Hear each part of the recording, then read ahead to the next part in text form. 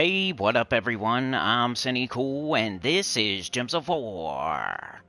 And today we're going to be going over the spoilers for the upcoming week of February 19th, 2024.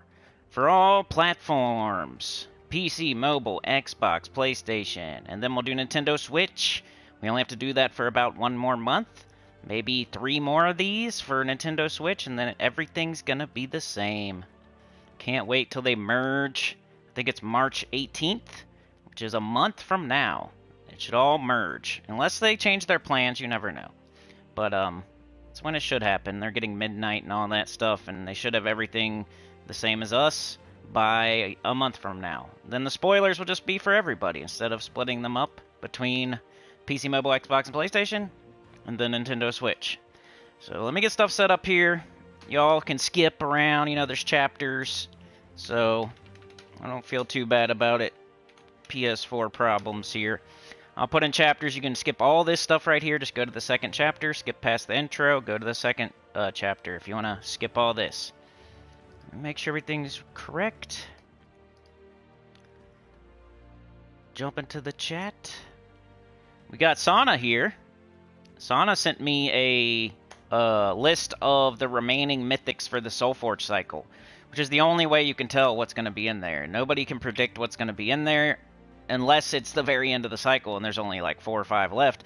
We can give a pretty good prediction of what's going to be in there this time because there's only 5 mythics that haven't shown up, so you can get it pretty close. I can let you know which mythics have not been seen yet, and then that'll be the ones that will, you know, 4 out of the 5 will show up next week. So we get pretty, like, as close as we can get to predicting the Soulforge will be today in the spoilers.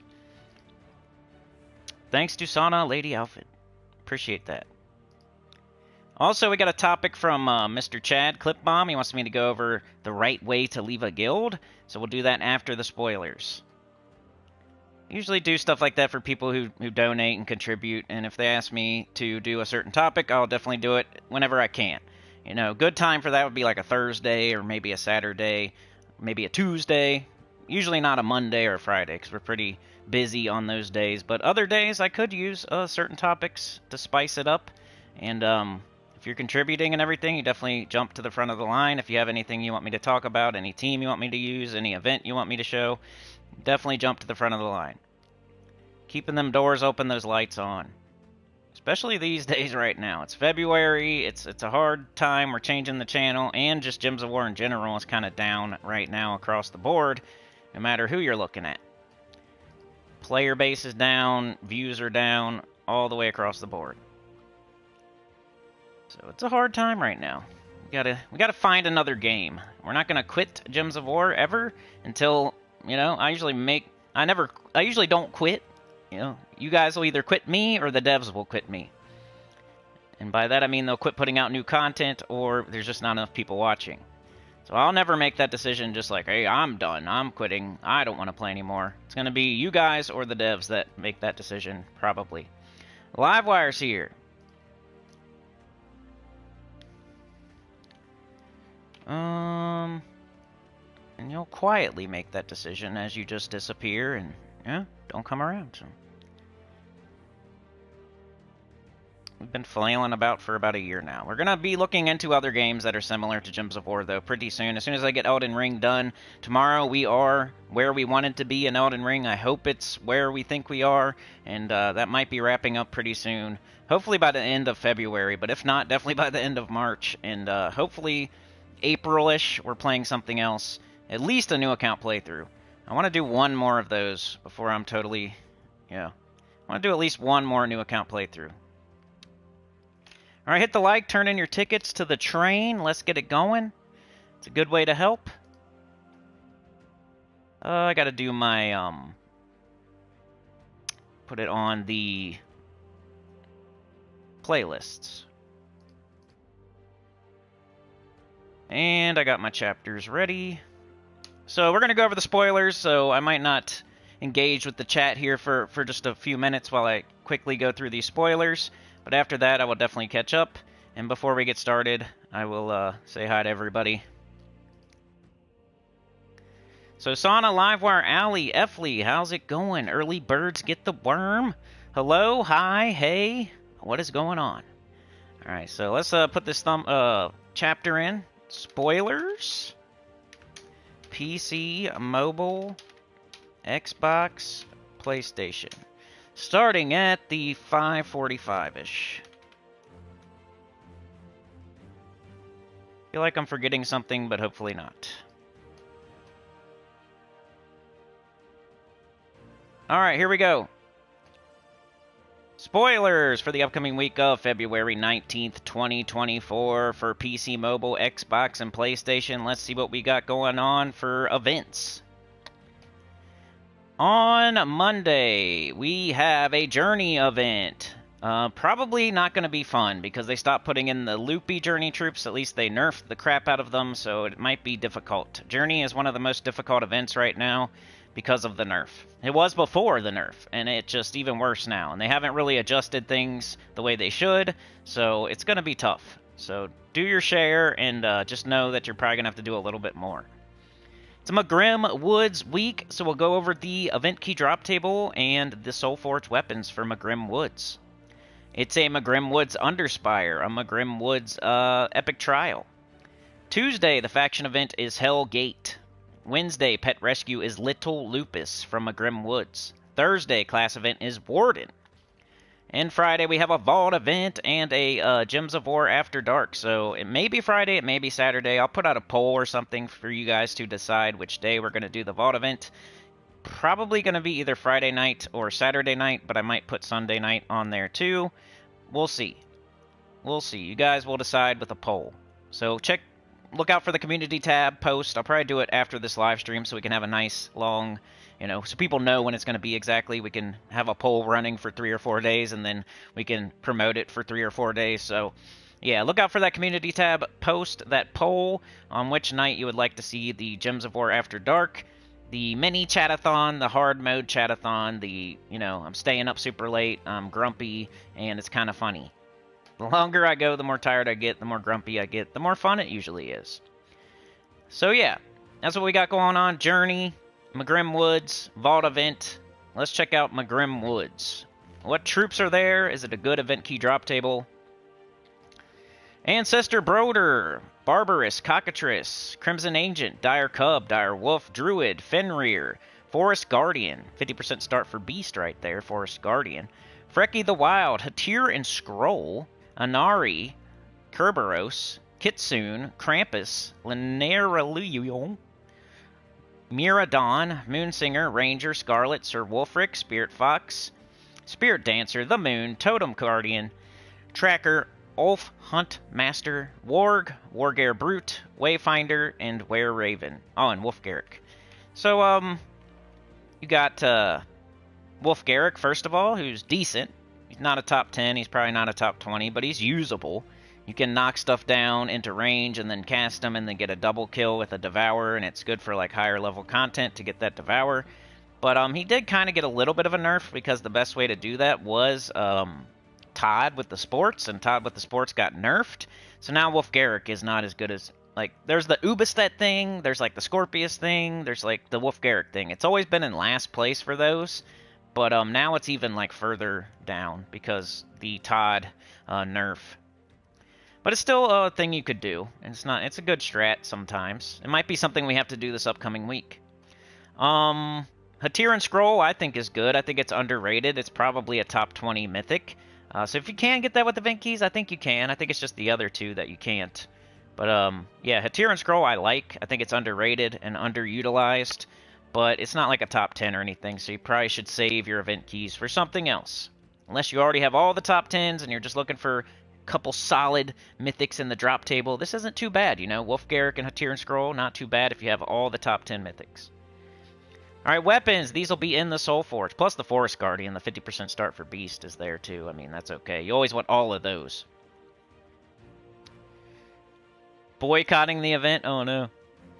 Weapons for the Soulforge: Bow of Betrayal, Crimson Insignia, Dagger of Magrim, Devil's Bane, Doomed Glaive, Doomed Glaive, Doomed Glaive. The best doomed weapon in the game. You gotta get it in the Soulforge. Make sure you have 900 diamonds. Start now. You got a whole week plus to get that Doomed Glaive. Make sure you have 900 diamonds, because it's the best doomed weapon in the game. I use it in multiple teams. It entangles. It does skulls and AoE damage. It's the best one, so make sure you get that thing. It's like 800, 900 diamonds. Hellblade, Hope's Crescent, Ice Arrow, Lunar Tide, Lupine's Edge is another good one for like Persistence Team, or, you know, used to be for maybe Todd, maybe Wolf Garrick, something like that. Moonblade, Path of the Wolf, Piercing Lance, Vampiric Mark, Warden's Gauntlets, and Wolf Hammer. So the number one most important thing to get, I would say, is the Doomed Glaive, followed by Hitiran Scroll, and then maybe Wolf Garrick / Forest Guardian. So that is Magrim Woods. Let's see what kind of new troops we got. PC, mobile, Xbox, and PlayStation for the upcoming week of February 19th, 2024. On Monday, the 19th, from Magrim Woods, we have Keeper of the Paths. He knows the way. Arcane Venom, base rarity, Epic. Troop type, Elemental Wargear. Troop role, a Striker. He's an Elemental Wargear. He's on the thumbnail. He's holding a staff. He's a wolf. He's standing on 2 legs. He has like a little cape on, you know. He's got some herbs and spices in his belt. He's going to make you a stew or something. Pass Without a Trace is the spell. Deal magic +4 damage to an enemy, then create 2 purple gems boosted by Wargear allies. The Shiny Troop, the Shiny spell. Deal magic +4 damage to an enemy, then create 3 purple gems boosted by Wargear allies. Mana color green purple, mana cost 15. Trait number 1 is Revered. Trait number 2 is Nimble, which is immunity to entangle. Trait number 3 is Pathfinder, so that's the troop you have to use to get the extra miles, to get the extra points. To even get close to getting all rewards, you have to use this guy. So he's not as good as the old, you know, they all got nerfed, so he's not going to loop for you, but you got to figure it out and do your best. Also on Monday from Magrim Woods, we have Timberwolf. He's going down, he's yelling. Arcane Spirit, base rarity, Epic. Troop type, Elemental Wargear. Troop role, Defender. Also on the thumbnail, he's on the left side of the thumbnail. He's the actual wolf that's on 4 legs. He's pretty scary looking. He looks awesome. Strong Bark is the spell. Explode all brown gems. Gain magic +1 armor boosted by brown gems destroyed. Mana color blue purple. Mana cost 12. Trait number 1 is Spell Armor, 25%. Trait number 2 is Bark Skin, 33% skull. And trait number 3 is Agile, 20% chance to dodge skull damage. You know, sounds okay. Exploding all brown gems and then gaining armor might be an okay, like, tank early game. I don't think us late game or mid game players are going to use it too often, but just like some other troops we've been getting lately in the Glory Shop, it's usable for beginners. And it's easy to get. You just use Glory, you get it, you're a beginner, you could use it. It's not bad. It's kind of like a mini Gorgatha or something, like one of those. I've been putting out those lately for Glory Shop troops. So yeah, you know, couple troops from Magrim Woods. One's the Pathfinder, one's the Glory Shop troop. Nothing amazing. And so yeah, nerfed Journey troop and an okay beginner early game tanky mana generator. Weapon spoilers, PC, mobile, Xbox, and PlayStation on Monday, February 19th from Magrim Woods. We're getting Path of the Wolf. Rarity legendary, weapon type sword, weapon role striker. Mana color purple brown, mana cost 14. The spell is Deal magic +4 damage to an enemy, boosted by purple allies and Wargear allies. It has gain 4 life, eliminate 2 attack from the first enemy, deal 5 damage to the first enemy, and bleed the first enemy. Looks like poop, poopity doop. It's doo doo, poo poo caca. But you should buy up to it anyway and get it because you're doing the event, and you're going to have to go super far, you're going to have to do a lot to get this event done, so you're going to at least buy up to that weapon. So you might as well grab it now while you're also getting other things. I saw people asking about the raid weapon, or is it raids? Whatever it is. Yeah, I think raid weapon. You should, or no, the faction weapon. You should buy up to the faction weapon one time. Like, one time. While you're doing the event, especially on the weekend when it's a 3-day event and it takes more to get all the way and get all rewards, that's when you buy up to the weapon. When you're needing more turns anyway, you're needing more potions anyway, you're going to buy up to the new troop anyway to get the new troop. Why not go one step further and get that weapon? Because it's never going to be as valuable as it is right then. You're going to get it in the Soul Forge and get nothing else for it and waste your diamonds. You're going to get it on a Tuesday event where you can do the event for free. The only other time to get it is on a 3-day weekend event, and that's the best time. That's the only time. That's the good time to get the weapon for the faction. Same with any other weapon that's in an event. You're already buying up anyway. It's your guild. You have to invest into your guild event anyway. You might as well take that one extra step and buy the weapon. Because how else are you going to get it? You're going to get it later and pay more or get less? I mean, that's not smart. First thing you should do every week is invest back into your guild. But it looks like poop. Nothing coming for classes, nothing coming for kingdoms. They're basically just doing PvP updates for the foreseeable future, so no kingdoms are planned, I don't think. Pet spoilers, nothing. Max Kingdom Power, PC, mobile, Xbox, and PlayStation. WEREWOODS is going to Kingdom Power 30. Some people are going to take their panties off and throw them on the stage and throw them in the air and do a helicopter with them, you know, about WEREWOODS Kingdom Power going to 30. But it's not one of the first ones. You should get to 30. It's just notable. Sometimes things are just notable. It's like an asterisk. It's just something you mention. But it's not worth, like, tearing your panties off and then throwing them onto the stage. It's not that exciting. But it's cool that WEREWOODS Kingdom Power goes to 30, and it's notable. I don't think you should rush out there and do it first when you have Magic Kingdoms to do. But, yeah, it's notable. Alright, so that is PC, mobile, Xbox, and PlayStation. Journey event's going to be hard and stupid and take forever. And then we have a Vault event on the weekend, which is going to suck because we're going to be still doing Journey, probably. So, yeah. I agree. I saw some people saying maybe they're going to boycott the event in the chat here. And if you're going to ever do it, this would probably be a smart time. I don't know that I'm going to do it. But, yeah, if your guild boycotts this Journey event, I wouldn't blame you because there's a Vault event. That's the reason.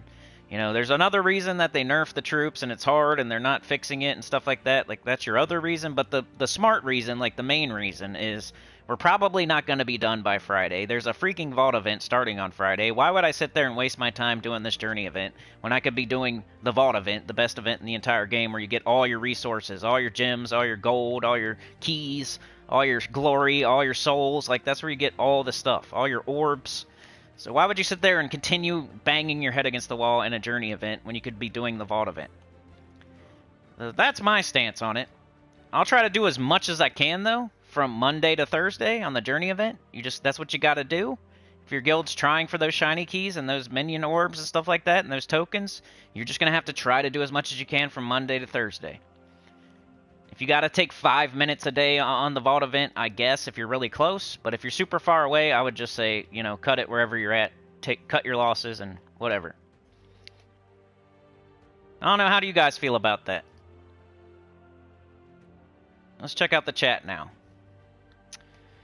Oh, Livewire says my guild leaders want to boycott Journey to send a message. I guess other guilds are doing the same because of the amount it takes to finish this event, along with the nerf to the Journey loop troops. Plus the Vault event is on Friday. Ali says I wouldn't be opposed to boycotting the event. Sana says the same. Tyrion says good morning. Good morning, Tyrion. What do you think about people boycotting the Journey event, Tyrion?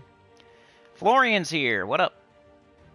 Sana says most of the time we only reach 10 to 11, so Journey is super hard. Yeah, it's definitely the hardest one.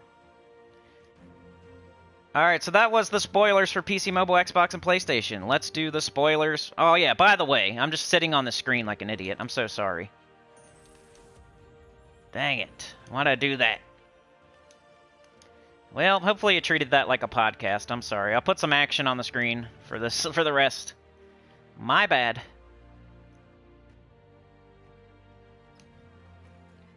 Let's do an auto battle while I do Nintendo Switch spoilers.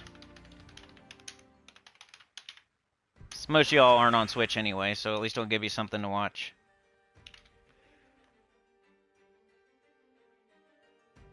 Alright, Nintendo Switch spoilers for the upcoming week of February 19th, 2024. It's one of the last ones we're going to have to do for this before they merge on March 18th. Just a couple more of these for a Nintendo Switch. Let's see what they got going on. I'll go over it quickly, faster than the PC, mobile, Xbox, and PlayStation. Alright, what events does Switch have going on next week? They have Journey as well. They also have Journey. They're getting Huntmaster Arboreus. They have a Dragon's Claw week. So they have a Dragon's Claw Underspire, a Dragon's Claw Epic Trial. Their faction event Tuesday is Worm Run. Their pet rescue is Whelp from Dragon's Claw. Their class event is Dragon Guard. And then they also have a Vault event on the weekend. So they're already kind of getting us lined up. They have a journey. We have a journey. They have a vault. We have a vault. The only thing that's not lined up is the kingdoms. And they're trying to get them all their troops, like Huntmaster Arboreus, before they merge. So, Dragon's Claw. Let's check it out. Anything worth throwing event keys for in Dragon's Claw? Divinia's okay. Not used very much anymore, but, you know, Egg Thief is there. Got Essentia, the 50% start for dragons. You might use that with Diamantina or Stellarix or Void Dragon or something like that. Got Ishtara.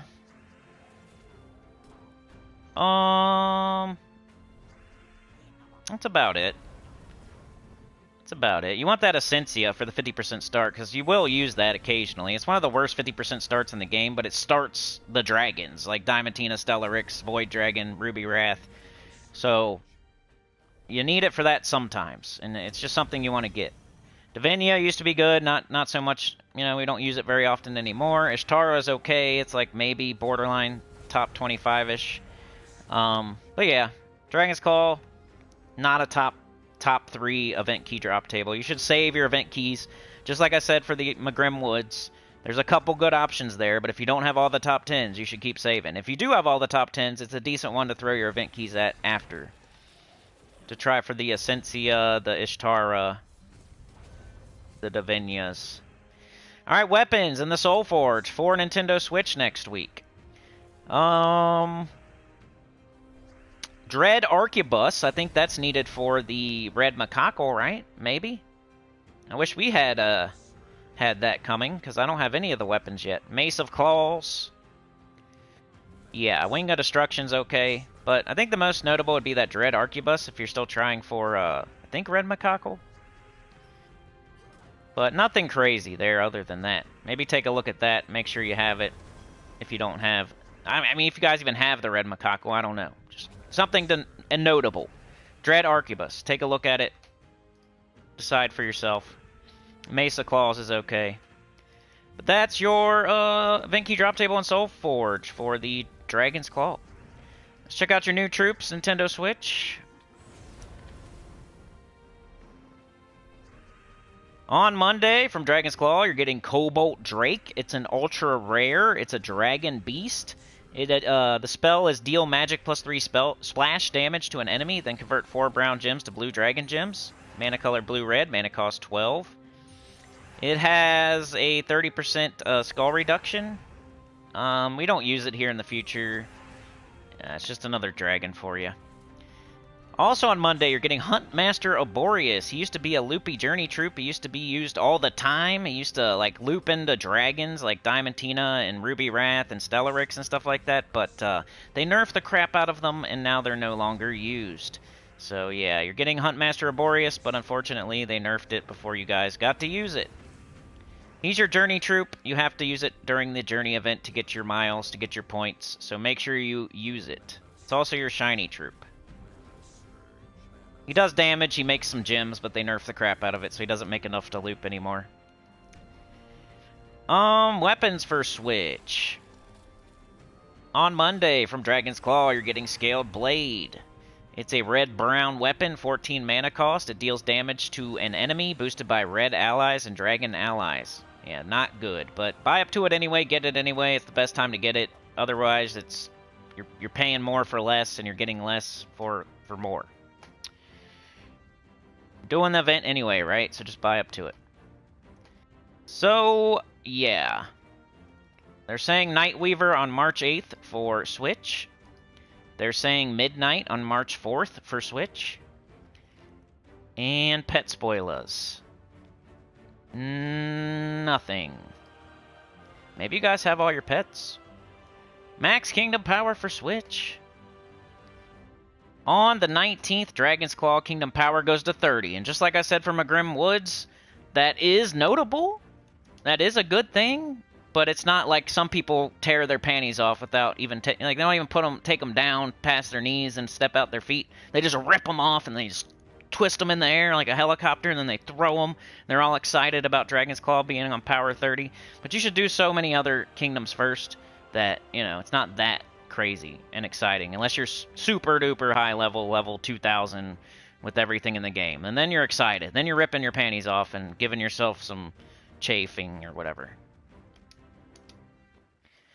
So yeah, that is the spoilers. That was a Nintendo Switch. You guys have pretty much the same thing, just different kingdom and different troops. You got a journey event, which is going to be super hard, and you got a vault event on the weekend. So same thing I said about PC, mobile, Xbox, and PlayStation. Get as much as you can done from Monday to Thursday, because it's really not worth doing that journey event on the weekend. Even though there's books in there and everything, you got to think, is your guild, are they really going to, like, you got to know your guild and stuff, too.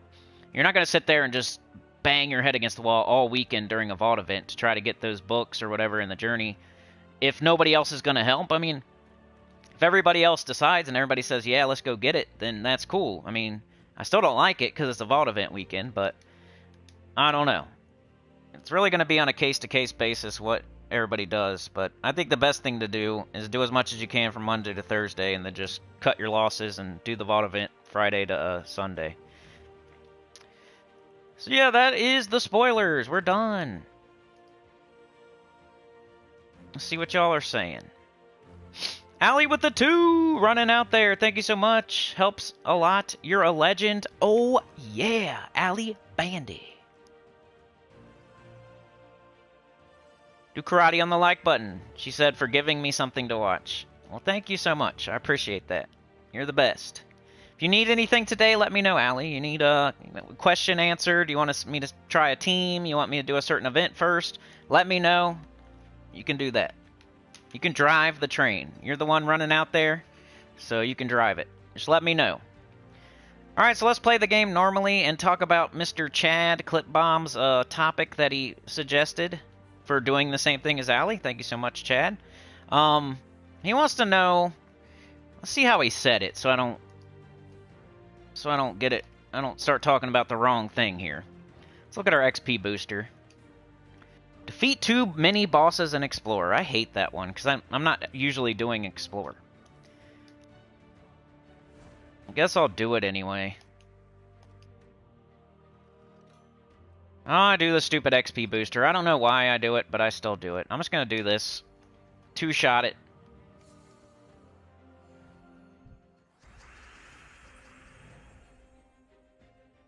Trying to find his message.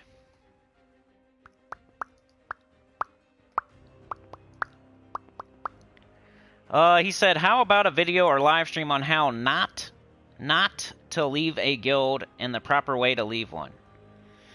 Okay. I think it depends, like always. Let's say in your journey of joining and leaving guilds, in the beginning, in the early game, you're joining like a random guild from the game. You're not going on global. You're not going on the forum. You're not going on a live stream. You're not finding some already established guild that's looking for members. You're a low-level player. You're level 100 or something, or level 75 or whatever. You just join whatever random guild that you can find that will take you. And in that case, in the beginning of the game, I wouldn't say you have to give any kind of notice. It doesn't matter. Just keep skipping around in different guilds until you find one that you like. I mean, at the beginning, that's how it goes. And as you level, and as you get higher level and stuff, you know, you should start being more responsible with that. But, yeah, in the beginning of the game, just keep skipping around to different guilds until you find one that fits you, and then nobody really cares. They know that's what it's going to be. They're low-level guilds. They're just taking everybody. They know people are going to join. They know people are going to leave 3 days later, a week later, 2 weeks later. They know that's going to happen, so it's not a big deal if you do that early game. What is going on here? But the further you get in, when you start joining higher and higher guilds, say you're level 500 now,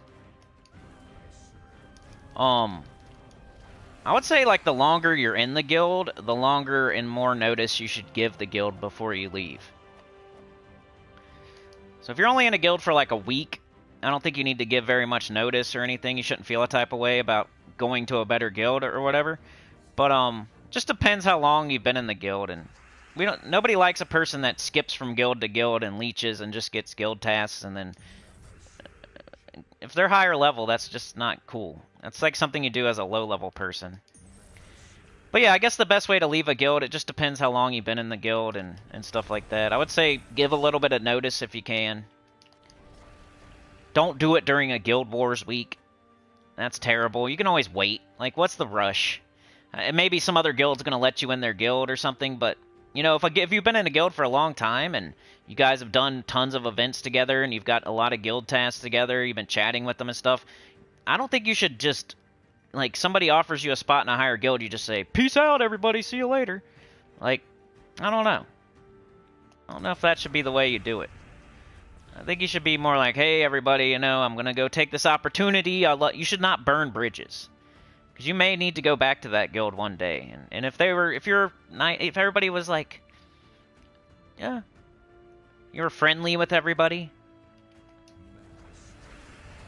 just don't burn the bridge. And I'm not talking about weeks of notice. I'm talking like, it's more like days of notice, I guess. The longer you've been in the guild, the more days of notice you should give. I don't think you need to give like 2 weeks or something. It's not like a job. But if you've been in a guild for 3 years, you should probably give almost a week notice. If you've been in a guild for 2 years, you should probably give like 5 days notice. If you've been in a guild for a year, you should probably give like 2 or 3 days notice. Like, hey, I'm going to take this opportunity and do it nicely and say something. Don't just leave all of a sudden. Then they don't know why you left. Maybe if there's a reason, let them know. Just try to be nice about it. Don't burn the bridge. Like, hey, you guys aren't getting events done. I want to go somewhere where we're getting events done. You know, I'm just leveling up and I just want to go somewhere where, you know, they can say it nicely. But also, they're letting you know, like, this is the reason, and maybe the guild can then improve on that. I don't think you really owe anybody anything if you've only been in the guild for so long. But you should also not skip around and be in a bunch of different guilds every week. So I don't know. Just don't leave a guild during Guild Wars. You're supposed to leave a guild on like a Sunday night. A Sunday night? You should join a guild on a Monday morning, and you should leave a guild on a Sunday night. Where you did the whole week, you did your guild tasks, you participated in the guild events, you waited till Sunday, you did not do it on a Guild Wars week. I stress that because I've seen people leave during a Guild Wars week, and it like takes their whole, I don't know how it works, but I feel like it takes their whole score away as soon as they leave. I don't know. That's probably not how it works. It's just a bad look. You only have Guild Wars so often. Do you really it's like that much of an emergency that you gotta hurry up and leave during Guild Wars? That's not cool. But yeah, the only thing I really got to say is, like, the longer you're in a guild, probably the longer you should give, like, a notice. And, like, the nicer you should be when you leave. And try to keep that door open for later. Don't go out, like, yelling at everybody and telling them how much they suck. Or don't just disappear without saying anything. Like, I don't like that. You want to give yourself a bad name, like as a guild hopper. Because everybody's goal should be to go to higher and higher guilds. Everybody. And it's going to come a time where you're going to have to leave a guild that you actually like. Maybe you're in a top 100 guild, and you're trying to go to a top 20 guild. Like, that's going to be a difficult situation where... And if you like every single person in that guild, try not to like bring people with you. Like, leave the guild alone. Like, don't, like, take everybody. But if it's the other way around and there's, like, 1 or 2 people you're friends with and you don't really care, you know, everybody else never talk to you or you don't get along with everybody else. If there's 1 or 2 friends and you're, like, going to miss your friends, I would say, you know, see if your friends will come with you. But try not to, like, totally drain a guild dry when you leave and, like, bring the whole guild with you to another guild. Like, that's not very nice to do to all those people. But I don't know. The main thing I got to say is the longer you're in a guild, the longer notice you should give. And, you know, don't leave on a Guild Wars week.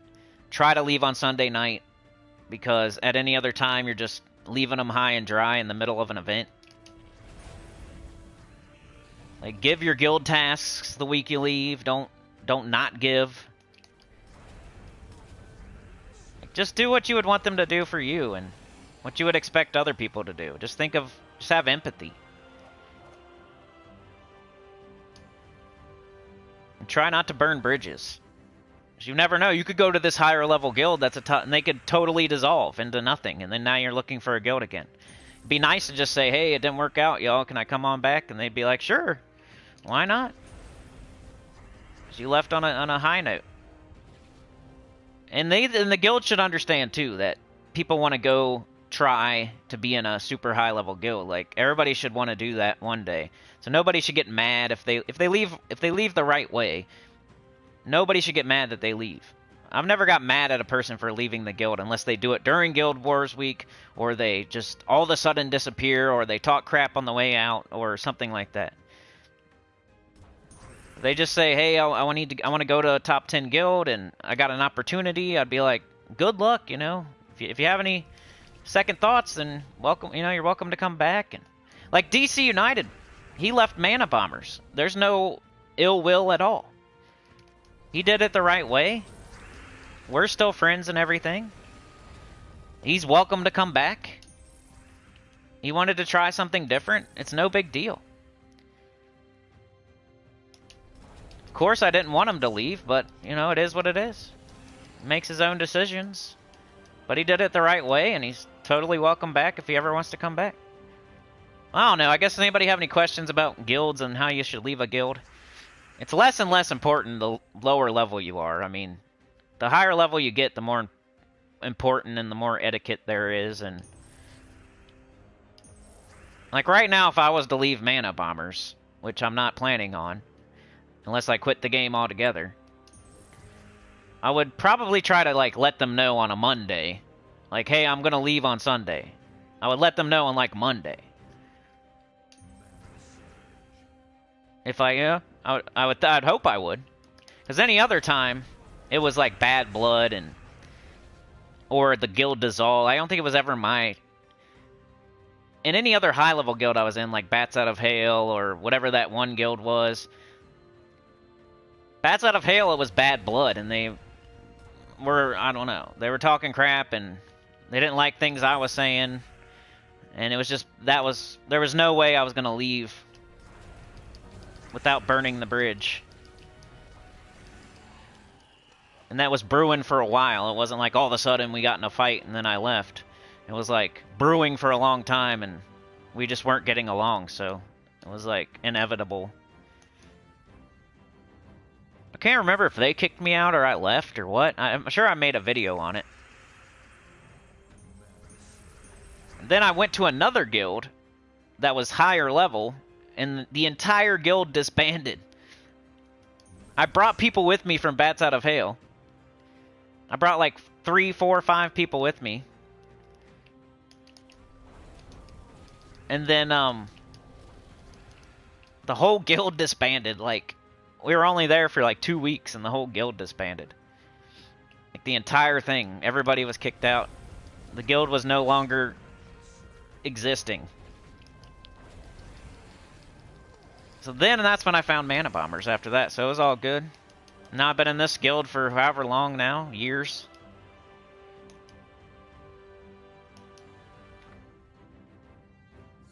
But yeah, if I ever planned on leaving, I would try to give them, like, hey, on Monday, I'm gonna leave on Sunday, y'all. I gotta, either I'm quitting the game, or I'm gonna go to a top 10 guild or something like that. I don't know. I don't think I'd ever do that.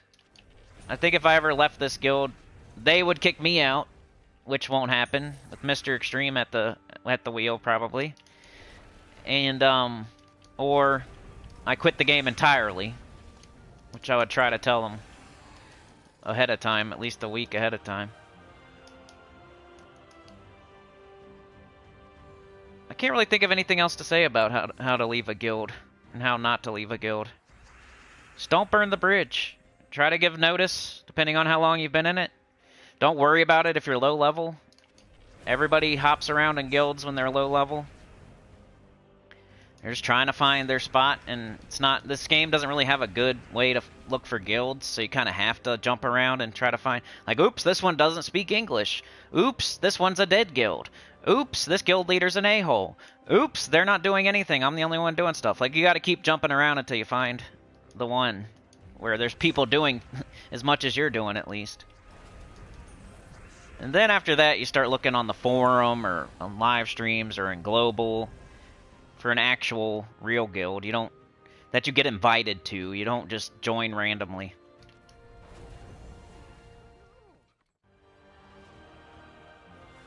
Allie just wanted to show her butt crack. Allie running out there, rag in her back pocket, butt crack is showing. Trying to start that engine. It's not started yet, but she's a trying. We need to start that thing. We gotta cycle the oil through. We need the battery not to die. Alright, did I finish yet? I've just been talking. Alright, I got it done. And I got an Anu. That was nice. So, I don't know. I forgot to put a chapter in for that. Dang it. Dang, I should have put a chapter. I guess I'll have to do it after. I'll put a fake one in, so I know. Alright.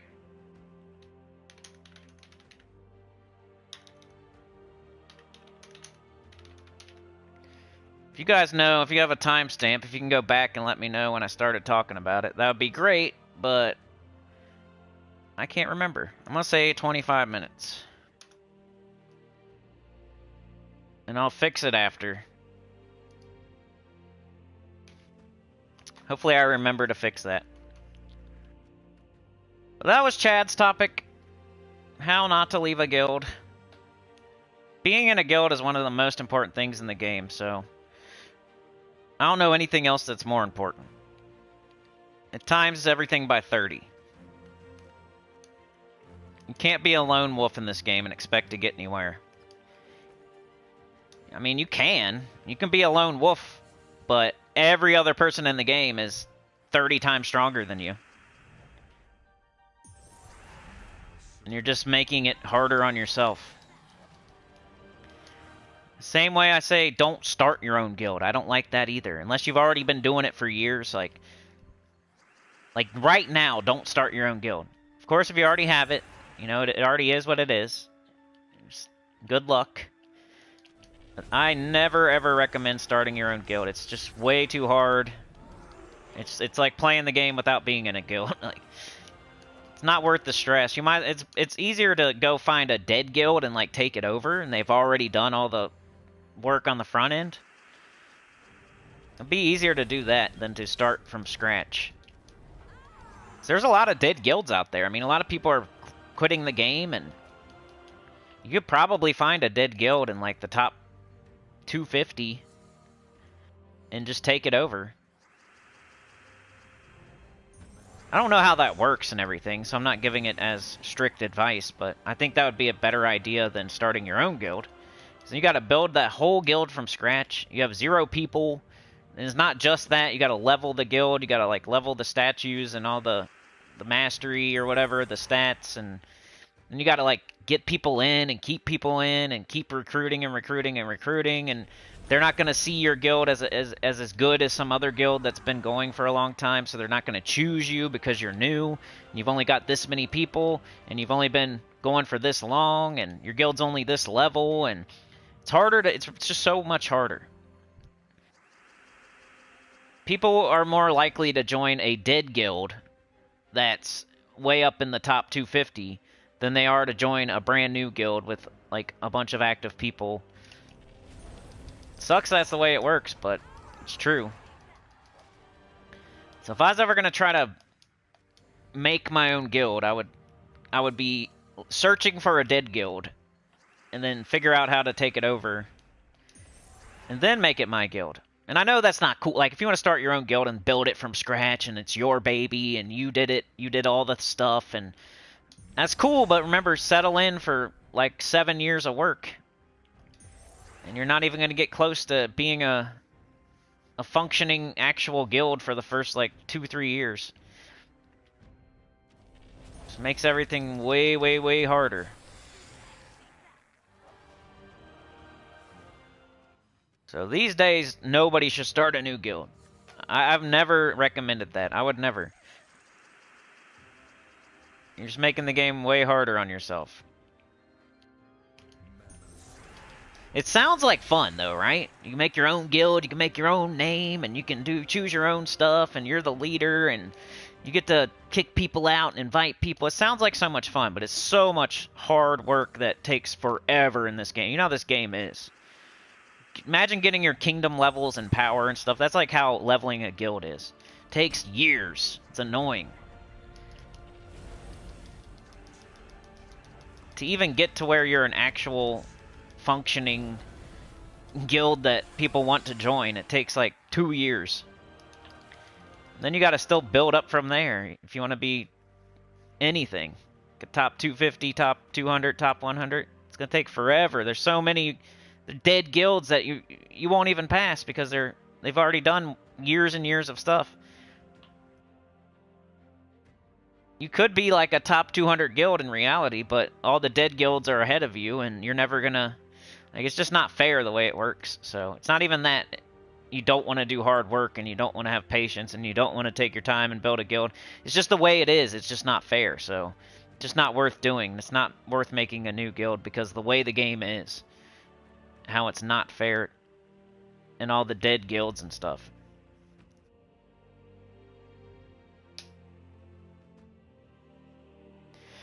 Alright, let's see what y'all are saying. I just did my adventure board and my XP booster. Next up will be dungeon.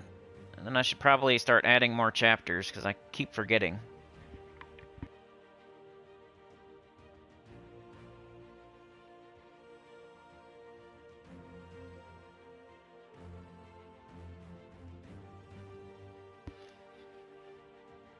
When do you start with pure faction? You gotta have a certain amount of gems, I would say. It's a very long process. That's like the end. That's like the last boss of the underworld is like doing pure faction 500. Of course I got a death trap. What up, Mark? Allie says, I am at the ride or die stage of being a bomber. Same here. Allie says, yes it was. I left just before Guild Wars. Oops. Well, hey, that's better than leaving during Guild Wars. Mark says, my girlfriend is at level 680 on her mobile. She wants to join Sana's guild. She likes the stream. Hey, shout out to your girlfriend. Mark is cool.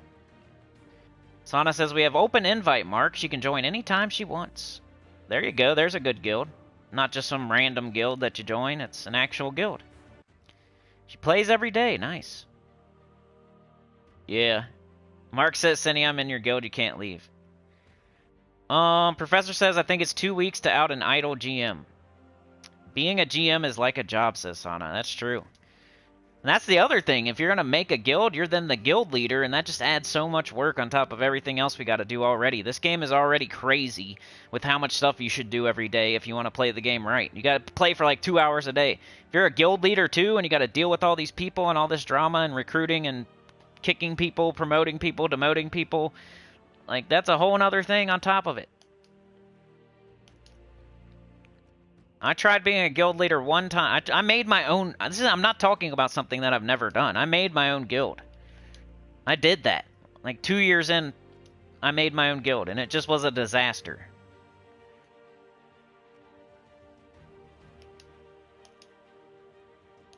Wasn't worth all the effort. Alright, so that was Dungeon. We did XP Booster, Adventure Board, and Dungeon. We did the spoilers for PC, Mobile, Xbox, and PlayStation, and for Nintendo Switch. Next up, I guess we're going to do some raids? So let's put a timestamp. Deep raids.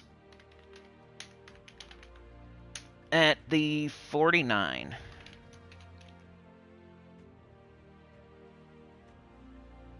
Alright, let's go. I don't know if I like Guardian of Law anymore, you know, but I'm just going to stick with it. Sir Quentin Hadley's kind of... I almost want to put him up top. He's doing better than Guardian of Law. I'm just casting Guardian of Law once. I think I might do that. Got double red. I'm leveling Necromancer, remember. Sir Quentin Hadley in the boss troop. Livewire with the 3, running out to help Allie. What a knight in shining armor, helping Allie with the engine. You are the man, Livewire. Thank you so much. Allie was out there struggling all by herself, and Livewire came through. What a good person. Alright, so Guardian of Law one time, just to knock him down a bit. Might even take some skulls here. We're getting to the hard stuff. We cast on the boss, because this spell is stupid. We kill the boss. And then we Sir Quentin Hadley... Maybe. Yes.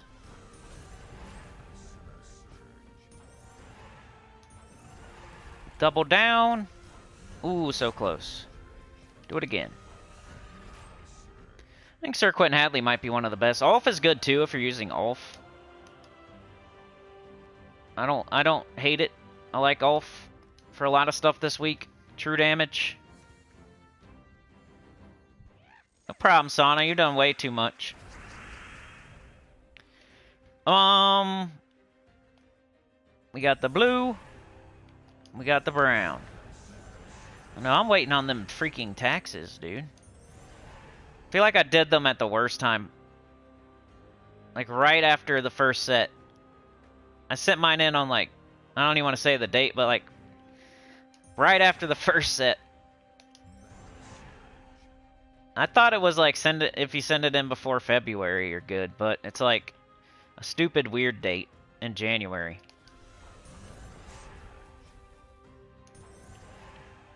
I always do them early. I just want to get them out of the way. I was doing myself on TurboTax. Been doing that for freaking 20 years probably, I don't know. However long. Does anybody out there not do their own taxes? You take it somewhere? How much does it cost?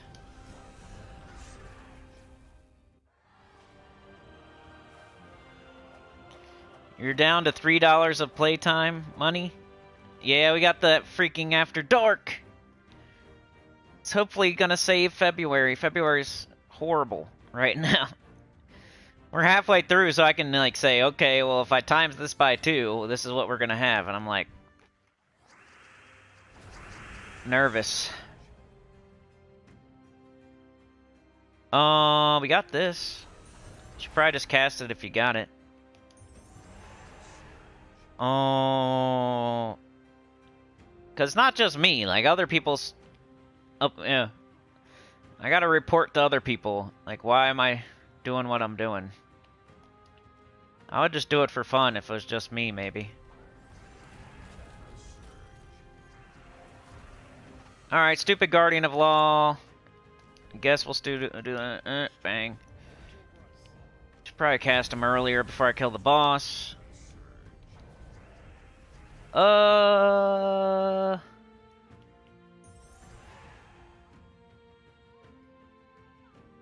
just do it. What do we got? We got this. We got this. Get those extra turns. We'll do the single target. Get rid of that.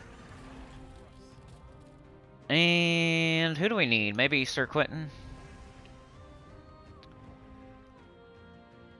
He's got a little bit there. Cool, finishing him off. Deep raids are not gonna look sexy. It's gonna look like I'm flailing around.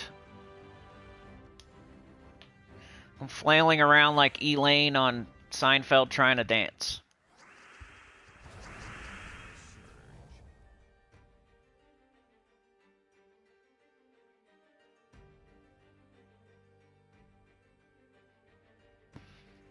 Right, Allie? I feel you. Alright, we got this, so do it. Let's see. I think I'll just do this. We can get the Guardian up before we cast and kill the boss, but we don't want the boss casting and killing us.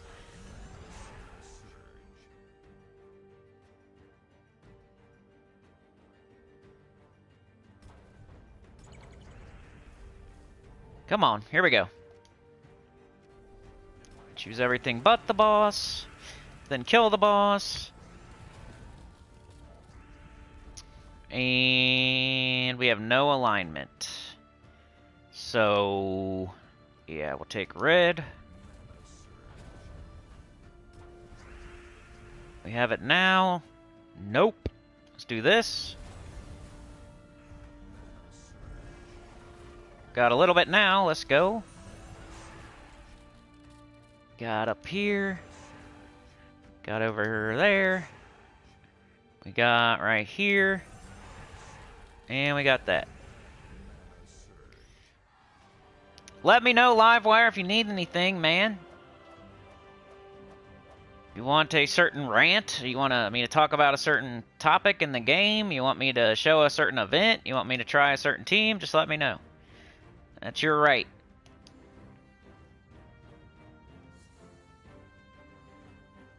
Alley rant. Mark says, Alley, old and poor, welcome to the club. Okay, so. Skulls, why not? At least got a bunch of mana, that's great. But we're gonna do the same.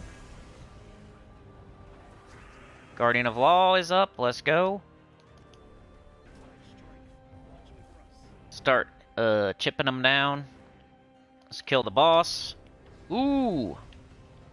Did not die.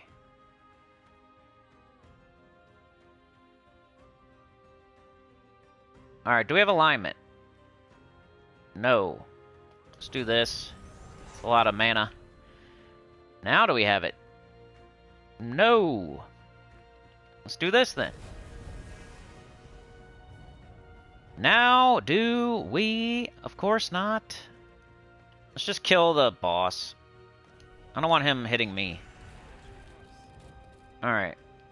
That's probably a waste, but just to get him out of here so we can make sure we don't lose. Come on, dude. Where you at? Still nowhere.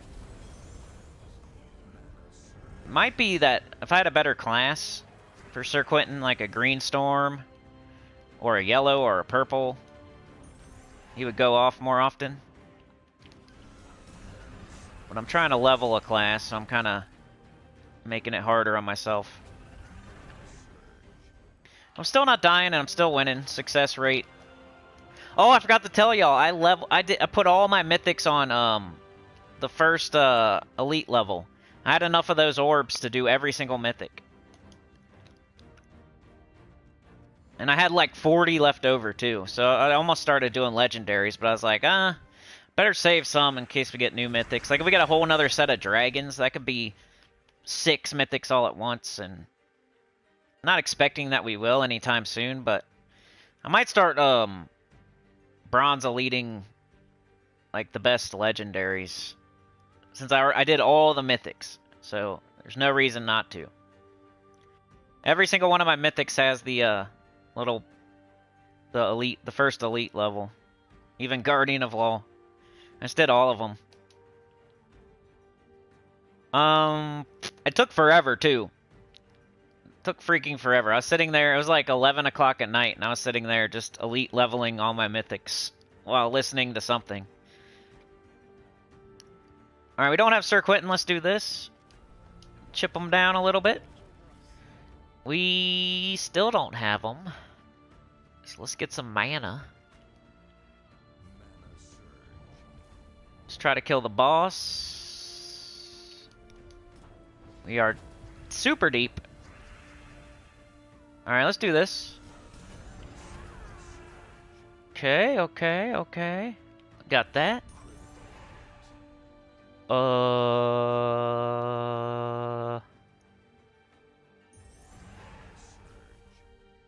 could do this again. And just need one more hit. Here we go. It's cool because he double hits and then he does skull. So if you got to finish something off, I like Sir Quentin. Hey, we got all rewards. I probably didn't even need to do all that, but it is what it is. You guys got to see super deep raids. Poopy orange, thank you. See where I ended up. Right there in the middle, that's where I like to be.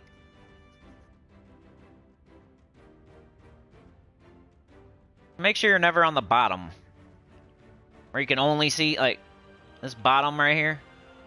We need members, by the way, so this isn't so bad. If you're on this bottom right here, it's because we're missing 3 people, so don't feel too bad. But, Mana Bombers does need people. Make sure you're level 1000, you're on PlayStation, and you can do the requirements. It's like 1,000,000 gold. It's pretty low. It's like a chill, casual top 15 guild. Are we still top 15? Let's see. I think we were like 15, so we might be top 20 now.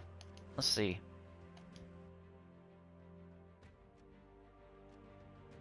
Grab my seals. Another thing, being in a guild, you get the chest level to 6. That's one way to tell if your guild is good or not. You should always get to chest level 6 by Sunday so you can throw your seals and try to get mythics. We're in 14th. Cool. And that's like a dead guild under us. There's a dead guild ahead of us. The Black Cobras are still almost 1,000,000 away. So we're probably going to be in the top 15 for the foreseeable future. I think we have open enrollment, so if you're level 1000 and you can do the requirements. We need people, and I try to advertise for the guild sometimes, and I'm doing it right now, so let's go. Everybody's nice. We have a good guild leader. We're a well-established guild. Get all the events done, mostly. I mean, lately, you know, it's been super hard. I think we've only ever not completed, like, 1 event in the history of the game. As long as I've been in the guild. And it was recently because I think it was like a vault event weekend or something, and it was a difficult one, like Journey. Like, we might not get the one done next week, the Journey one, because it's terrible right now. Chad with the 2, I did your topic, bro. I forgot to put a timestamp, but I'll go back in and I'll put it in after the live stream. It's somewhere around like the 25-minute mark, though. Like how to not leave a guild or whatever you asked for. Ooh, Professor got a Sentinel. Congratulations. Chad's running out there to try to help Livewire and Allie. What a knight in shining armor. Oh, yeah. You're a legend, bro. Hugs for everyone, says Allie. This is the highlight of your life? Well, I'm glad to be a part of it. Ice cream is definitely good. What's your favorite flavor? Whenever I get ice cream, I like vanilla, some sort of vanilla. Has to have a little bit of vanilla in it, whatever it may be. And then I like the fudge stuff, maybe caramel. Brownie stuff. I like the brownie stuff. If I get something, it's usually like a crazy, like, I don't know what they call it. Something crazy, though, with, like, fudge and caramel and vanilla and pieces of wafer for the cone. I don't know. Yeah, I got all my mythics to bronze, Tyrion. Finally did it. It took forever, dude. They all got the little bronze thing. You probably can't even tell because it's so subtle. But if I go to, like, Legendary, see how Aberoth doesn't have anything around his mana? And then, like, Zul'Goth does. Like, I got all my mythics with that on it. Even the stupid treasure I did. Sacred Treasure has it, too. Mark says I bronze orb every mythic I own, just a habit of mine. Tyrion says, ironic you did that last night. Why is that? Garth is here. What up, Garth? Trey with the 3. I think we might have got it started. It's revving. We're annoying the neighbors. Let's go. Let's rev it up. Let's put a fart can on it. Let's weld on a fart can, make it crack. Motorcycle, lawnmower. The lawnmower popping a wheelie while getting struck by lightning. That's how it sounds. Blowing smoke in the air. Just revving it in our parking spot so everybody can hear. Mark says he's 25th. Hey, at least there's 3 people missing, though, so you can boost yourself up about 3 spots. Wow, Tyrion got every mythic elite gold. Holy cow. He said with the 2 gold medals from Underspire last night, I finally upgraded all mythics to gold elite. That's crazy. You guys imagine having every mythic on gold elite? You like Spamoony? It's cherry, pistachio, and chocolate. That sounds good. I'm not a big cherry fan, but I could see like you liking that. I kind of like mint chocolate chip. Sometimes like you get in that mood. You want something a little bit different, you get the mint chocolate chip. Alright, so what are we going to do now? The event right now is the faction, so let's go run some of that. I did all my sigils last night, too. I was really playing the game last night. If you guys were playing last night, I was playing, too. Put on our guard medals, because we're using Tesla right now. And I'm on level 170, stage 13. I'm hoping I can make it. I bought up to tier 3, so I guess we'll see. Let's do some werewoods.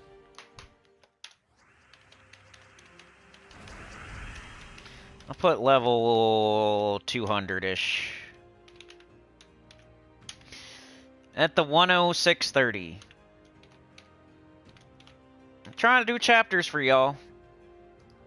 Shout out to the lurkers, shout out to the people watching after. Does anybody else shout out the people watching after?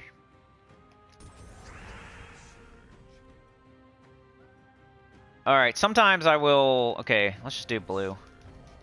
It's getting more complicated because I'm not one-shotting every single time. So, sometimes I'll cast Holy Saint Astra to boost my armor. Sometimes I'll just take mana to get both Teslas up. It's not always just cast Tesla and wipe them in one shot at this point.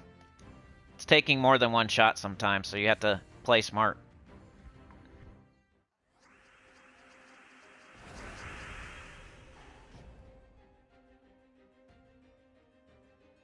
I freaking summoned a demon, everybody. I summoned a demon. Can you believe it? We brought out the Ouija board. We put our fingers on the planchette. And we summoned a demon. We opened a portal and stepped through was DC United. The demon. We summoned him. I just said your name, bro. Now, it's not like I say it every stream either. That's crazy. And these guys know it. They can vouch for me. I was just talking about you. We were talking about how not to leave a guild, and I told them that you were an example of how to do it.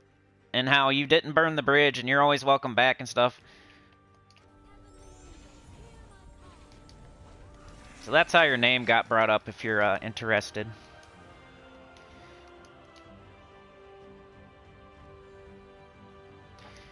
He says, hey, hiya, Sinnycool and all you Sinners Choir members and lurkers too. Glad to be with you. Karate the movie, that like button. Dude, Karate the movie. I haven't thought about that in a minute. Mikey Mouse. Michael Mouse. Randomly on a stream I was watching today, they did that same joke. And we came up with it first. I was so surprised. I'm like, whoa. They did Michael Mouse, though, instead of Mikey. I was like, dude, we came up with that kind of. That's funny. Mikey Mouse. Except for they said Michael Mouse, which I think is just as funny. Sometimes I think weird stuff is funny.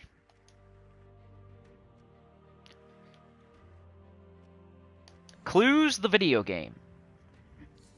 Doing Karate the movie. Mikey Mouse. Isn't there like one more? The Sinnycool channel lore. There's like one more of those.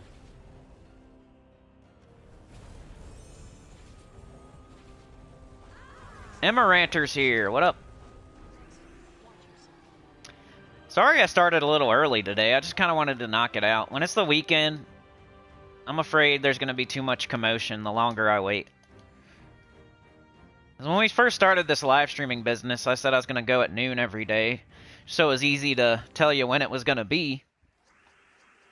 But the more and more we stream every day, which we pretty much, like, the only day we don't stream is Wednesday. So we pretty much stream almost every single day. And we've been doing that for a month and a half now. And the only thing that, you know, the start time is the only thing that's been... Sometimes it's 10, sometimes it's 11, sometimes it's 12. It's always in there somewhere, though. From 10 a.m. to 12 noon EST. It's just sometimes I feel like there's going to be... If I wait, it's going to be way too much going on, way too much commotion. So right here... Oh, she's not up. So I don't think I can one-shot, so I'm not going to just cast Tesla. I'm going to do something else first. Do that, give myself some armor. And I still didn't one-shot, but here's Tesla. Maybe I should switch to Shield of Erskaya or Golden Cog or something. Probably Shield of Erskaya. But I think that's a little bit further down the road here. Yeah, I better get something to drink, huh? I actually have something here for once. I like Gatorade. What's your beverage of choice? I used to drink soda pop like a madman. Around here we call it pop, but I know y'all call it soda, some people. So I always say both of them for some reason.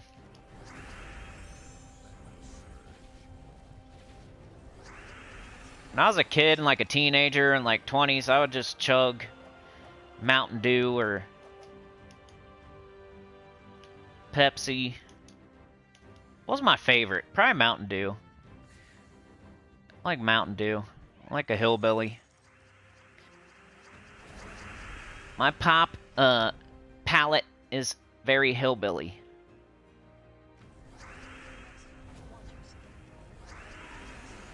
All the different kinds of Mountain Dews. You got the orange now, you got the blue, got the purple, got the red.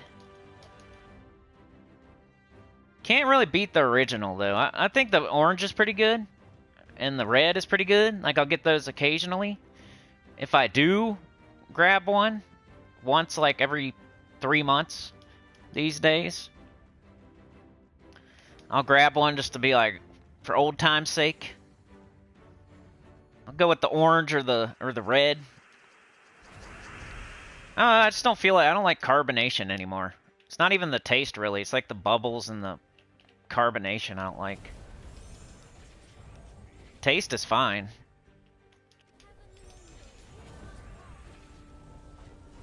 So now I'm on the Gatorade and the Powerade for like the last 5 years. Definitely has like a lot of salt in it though. Like it's not super... Like you think Gatorade and Powerade's healthy? It does have like a decent amount of sodium, right? No, I guess not. Not too bad. It's got some sugar. Not that. It's definitely better than pop. Got a purple a purple Gatorade right here. Gatorade Fierce Thirst Quencher Grape. Bold and intense.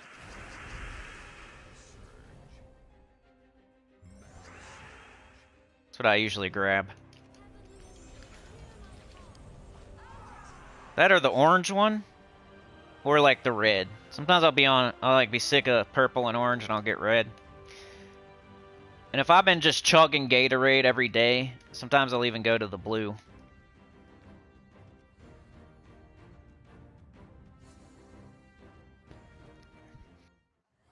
Mountain Dew has a special edition in September called Voodoo.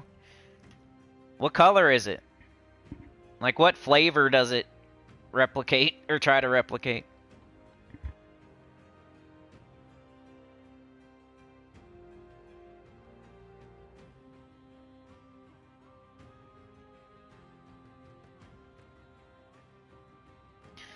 You don't count water as a beverage? Water with flavor packets? That's smart. Amaranter says, not a lot going on, just chilling before going out for the evening. Hey, what's your plans? What you gonna do? Allie says, tea or espresso, depending on my mood. Amaranter says, coffee, water, and kombucha. Kombucha? Mostly water than tea. Beer is mostly water, Chad. Water with flavor packets is smart. Livewire says I like ginger ale and iced coffee, not mixed together, though. You have no idea what that is, says Sauna. Efley can't stand a soda. I know, like, I can't either, really. I never choose it. If I got it for free, I would probably drink it. I think I just had it way too much over my life. Luckily, that happens sometimes. You can have, like, a bad habit, and you just get bored of the bad habit, and then you stop the bad habit. Sometimes that's how I fix a bad habit. I just get bored of it. DC says, good old H2O for me, less heavy than all the other stuff, maybe a lightly flavored water every now and again. Well, that's the best way to go. It's the healthiest. Just drink water and only water. I've tried that before. I'm not a big fan of, like, tap water.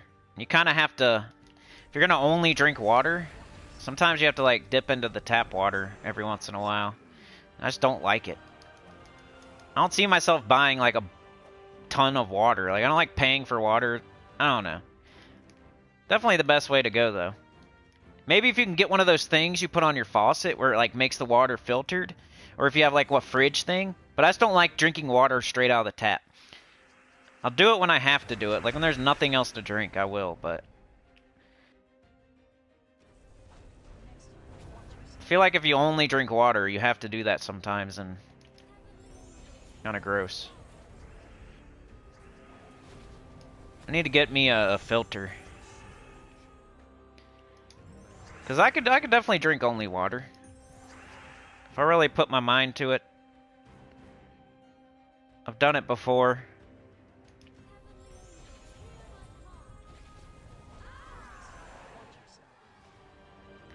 Gatorade is good for your electrolytes. Yeah. I'm not out there sweating playing soccer, though. Sitting here playing Gems of War, you know.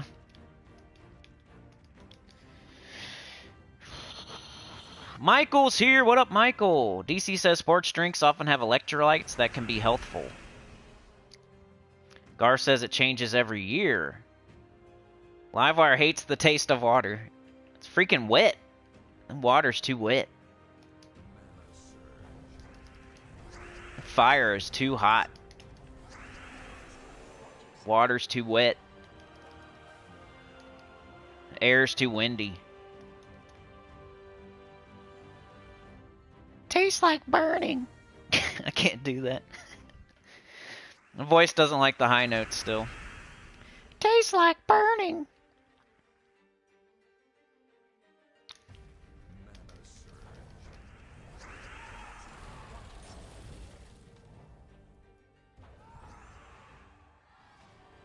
Gar says, been around for like 6 years. Each year's different, but haven't had a bad one yet. Efley says, everything in America is so sweet, even the bread. Yup. You ever tasted the ketchup at McDonald's? It's like sugar. It's gross. I mean, I'll still eat it sometimes, but you can definitely tell the difference. I mean, ketchup has a lot of sugar in it anyway, but I feel like McDonald's ketchup has like the most sugar ever. Everything there it tastes like sugar. That's why I don't like it, I think. They put sugar in their cheese, probably. Because McDonald's is more like a kid's place. So they put a bunch of sugar in everything. So the kids... It's like a cereal where it's just sugar cubes and milk. That's what McDonald's is. It's like if you're eating sugar cubes and milk for lunch. Anita is here. All right, what's up, Anita? Elden Ring's tomorrow. Hopefully early, like 10 a.m. I need to play EverQuest with Trey. I hate when I skipped a week last week. I forgot. I forgot last week. The first time I've ever forgotten to play. Like, I just got busy. I was cleaning the house and freaking forgot. So I need to play tomorrow. So we got to do Elden Ring early. Because the earlier I get done with Elden Ring, the more I'll be on top of playing EverQuest later. Water with grape flavored packets. Hey, we're on the same page here. I got my grape Gatorade. I always choose grape.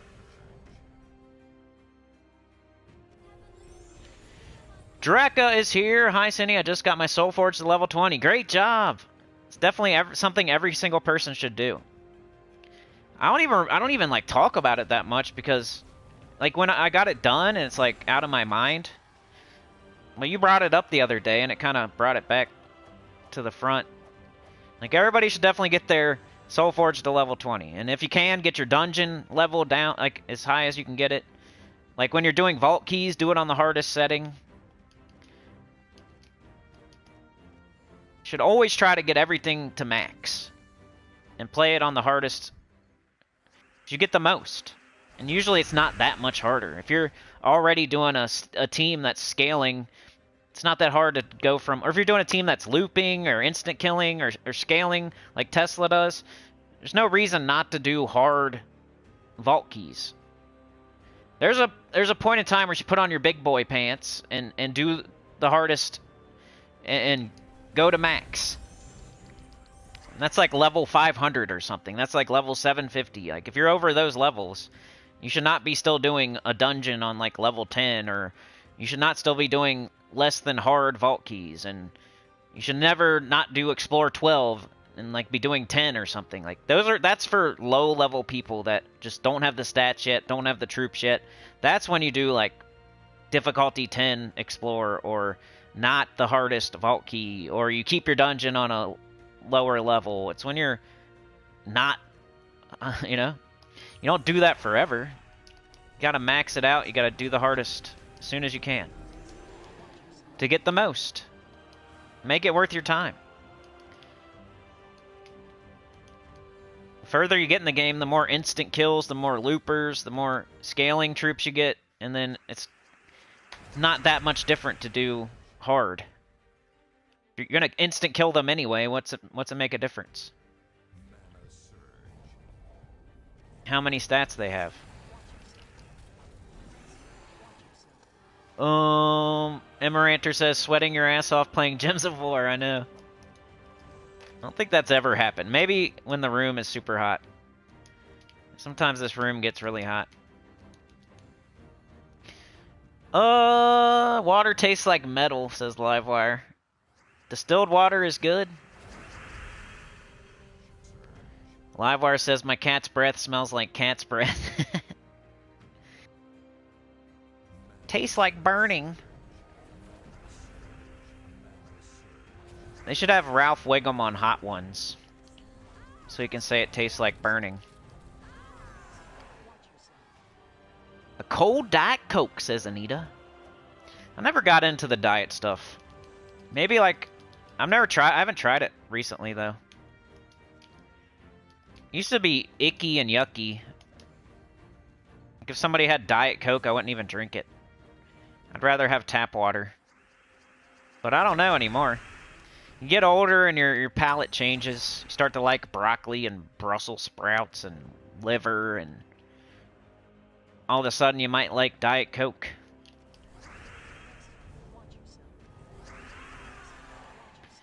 I like cucumbers. It makes your breath smell good. You guys ever like cucumbers and celery? I feel like it makes my breath smell good. Like, you eat something gross, and then you eat like cucumbers or celery. That's why they give you celery. I don't know if that's why. It's probably to make your mouth cool. But you're eating like hot wings and they give you celery, so you're not burping up nasty, hot, gross breath. You got the celery breath instead, which is way better. I don't know. Just something I notice when I eat cucumbers.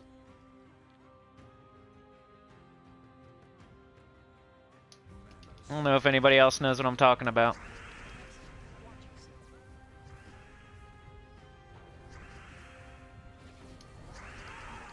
I got bananas and cucumbers at the grocery store. I'm gonna eat bananas in the morning, and I'm gonna eat cucumbers later in the day. Try to be healthy. Bananas get overripe too quick, though. I don't hate it, but when they're black, yeah. Nobody wants to eat a black banana.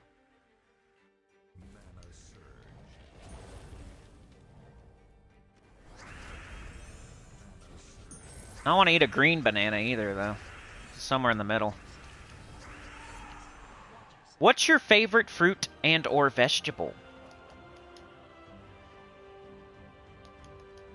I don't know what my favorite is. For fruit, watermelon's pretty good. Watermelon. Could eat some watermelon. Like good watermelon, like the sugary center. You can't have the crappy watermelon that just tastes like the rind. Gotta be the right time of year. I have like nothing here. Like this turn's gonna be a waste no matter what I do. If I take green, Holy Sandastra gets up next turn anyway. If I take skulls, I'm doing true damage anyway. There's no brown to take, there's no blue to take, there's no red to take. So I'm basically just passing my turn.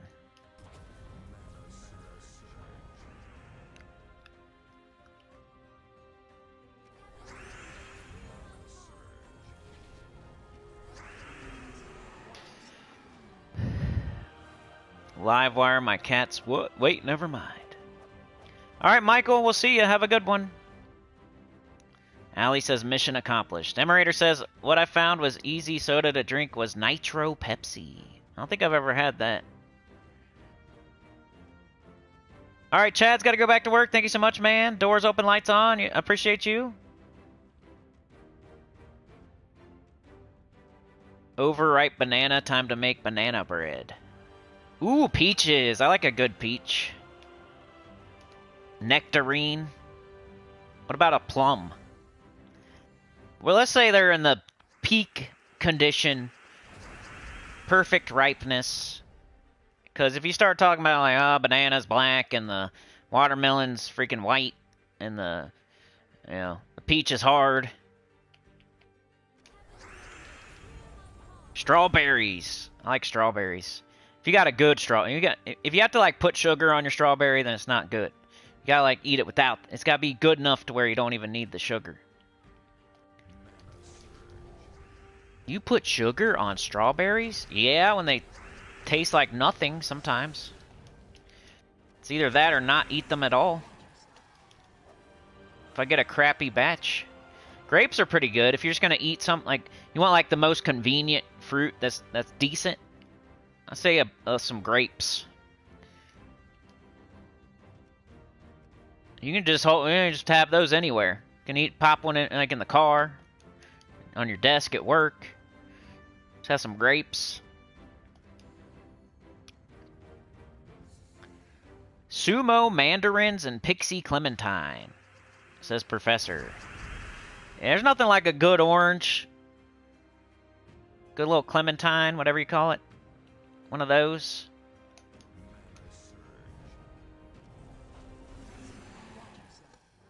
My guild requirement, you have to be level 1000, you have to be on PlayStation, and it's 1,000,000 gold for the guild tasks, and just the other stuff is normal, like trophies and seals. Like, pretty much every guild has the same. Our trophy requirement's like 400 something, maybe 5. It's not bad. You, like, get that done no matter what. And the seals, just get your max seals, like 2,000. I think everybody should do that every week anyway. Pretty sure I'm pretty close, at least. Sometimes they change them just a little bit here and there, but I don't think we don't change them very often, but I haven't looked at it in a while.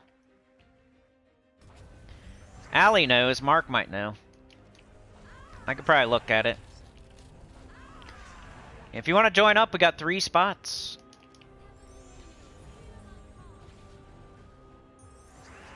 That'd be cool if we got somebody in today on stream. Sometimes I forget to say that we need people. You grow grapes? Raspberries. Blueberries. Tyrion says, you asked my thoughts on boycotting Journey earlier. I'm different. I don't plan to boycott it, but I certainly won't hold it against anyone who does. Yeah, I'm the same. I want to get it done. I'm just worried other people are going to not want to get it done. And I'm not going to go overboard to make sure we get it done, because I don't have enough gems to do that, or time. Like, I'm going to do my share, like I always do, like right in the middle of the pack. So it's not up to me whether we get it done or not, because some people might boycott it, and some people might not do enough, and then we're not going to get it finished, so... And I understand, too, if somebody wants to boycott it, I get it. Especially with the Vault event on the weekend, I think that's something people are forgetting. They're more talking about, like, the nerf and how hard it is, and they're boycotting it because of the loopy nerf and them not fixing it to where it's more in line with being fair. My whole thing is the Vault event is Friday, and I'm not going to, like, play the Journey event on Friday, Saturday, and Sunday like you probably would have to get it all the way done. I practice what I preach. If you could only play one event this upcoming week, you should do the Vault event. If you had to skip Monday through Thursday just to be able to play Friday, Saturday, Sunday more, then I would recommend it. You'd probably get kicked out of your guild, but so I wouldn't really recommend it, but you know what I mean. I'm exaggerating a little bit. Vault event is the most important thing in the entire game by a lot. Heads and shoulders above everything else. That's why I don't like when people are doing pets during the Vault event. I don't like when people are doing PvP during the Vault event. I don't like when you're doing Underspire during the Vault event. I'm not going to like it if you're doing Journey during the Vault event. I think you should just sit there and spam Explorer 1 all weekend. If I could tell you exactly what to do, that's what I would say. If you want to follow my advice, you're spamming Explorer 1 all weekend and not stopping to do anything else at all.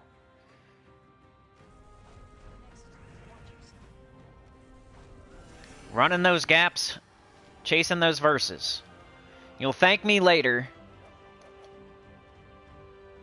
I mean, would you rather have that one copy of that pet or a potential 300 or 900 gem drop? And the more you play and the more keys you get, the more chances you're going to have at those gem drops.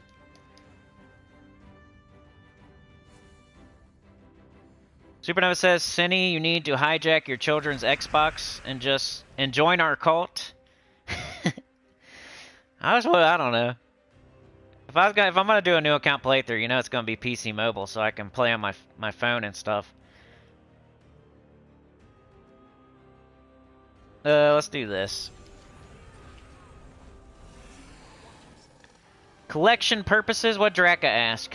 Is Darksmith Drenza any good? Yeah, it's just for collection purposes, like DC said. You just get it to get it. Get everything that you can with the cursed runes, and then once you're done, once you get all the weapons and the Darksmith Drenza, and I mean, get everything that they present to you, just to have them. Nothing, you're not going to use any of it, but sometimes that's how this game is. It's for your kingdom level and power, if for nothing else, for collection purposes / kingdom level and power. But you should get like that first before you do anything else with your cursed runes, just to knock them out, get it done. Then you don't have to worry about it. That's what I did anyway. I just everything that like all the cursed weapons, Darksmith Drenza, everything that was for cursed runes, I just went ahead and got it. And now I have everything, and I can use my cursed runes on vault keys or something. Which is what I've been doing with mine, because you can turn treasure maps, cursed runes, celestial trait stones, and souls into a vault key. And if you're already done with if you don't need any of that other stuff, I don't need celestial trait stones for anything. I don't need souls for anything. I don't need treasure maps. I definitely don't need for anything, and nobody should. And then cursed runes, I'm done. I've crafted everything. I don't need them for anything. So all that stuff is just crap I'm not using anyway, so I might as well turn it into a vault key where I can maybe get something that I actually need. I think that's the end game for the cursed runes, is crafting vault keys. There might be other options, though. I haven't really looked over every single option. Like, sometimes you could, like, turn a metal into a different metal, or an orb into a different orb, or there might be some things that are decent, but Whatever's giving me a chance at more gems, that's what I'm doing. I've got so many orbs now. Like, I just told you I did every single... Like, Tyrion's done every single mythic to gold elite. I've done every single mythic to bronze elite. Like, eventually you're not even going to need orbs. You're always going to need gems. Eventually you're not going to need diamonds, but you're always going to need gems. Eventually you're not going to need souls, but you're always going to need gems.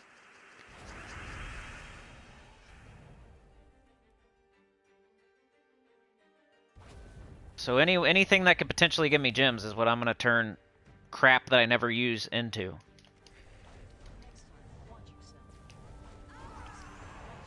It's the premium currency. Treat it like real money almost. It's like the platinum of the game. It's the currency.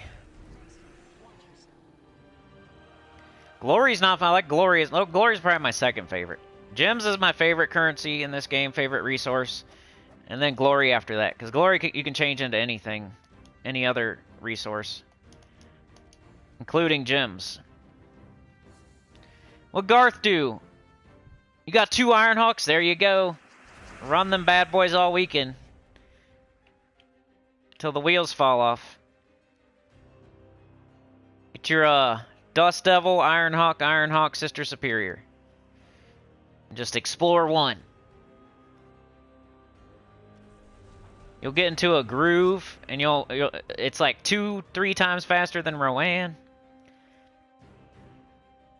It's at least twice as fast, right?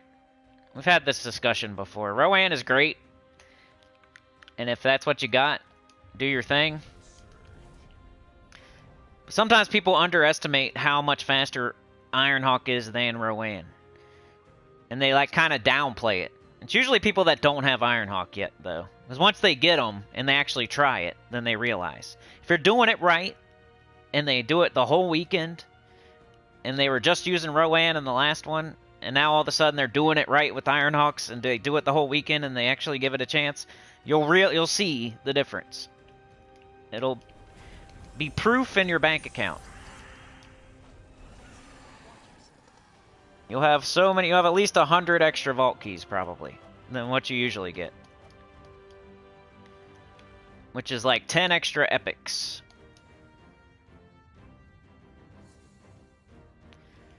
The whole reason it's faster is because it's the consistency of just pushing 2 buttons and winning. Rowan, there's no consistency. You have to do Leprechaun. It explodes the board. Anything could happen while that board's exploding. You could get 50,000 extra turns. You could match a bunch of skulls. You could not get the mana for Rowan. And then the enemy gets a turn every single battle, no matter what happens, unless you get lucky. So then the enemy does whatever it's going to do. It could get 50,000 extra turns. It could cast a spell. It could do something stupid. And then you get to cast your Rowan after that. So the Ironhawk takes out all that crap, and all you have to do is boop, boop, bang, you win. So there's no, oops, the enemy's matching 50,000 extra turns and casting spells. That never happens. Like, the enemy never gets a turn with Ironhawk. So it takes that out. It takes out the, oops, I hope Leprechaun gets up the Rowan, which it does. Like, Leprechaun will get up the Rowan like 90% of the time, but there's that other 10% where you have to match some gems or something. You have to do a little extra turn there that you wouldn't normally have to do. Ironhawk, that never happens. There's never. It's always consistently push 2 buttons and win. Enemy never gets a turn. There's no Leprechaun exploding. There's no enemy turn where they're, you know? So over a whole weekend, if you compare the two, and you take it gets rid of all that. Plus just the extra turn. Like, you're always doing... The enemy almost always gets a turn, and you're eliminating that. When you have Rowan, the enemy gets a turn. You're like cutting it in half. You're going twice as fast, at least, with the Ironhawks.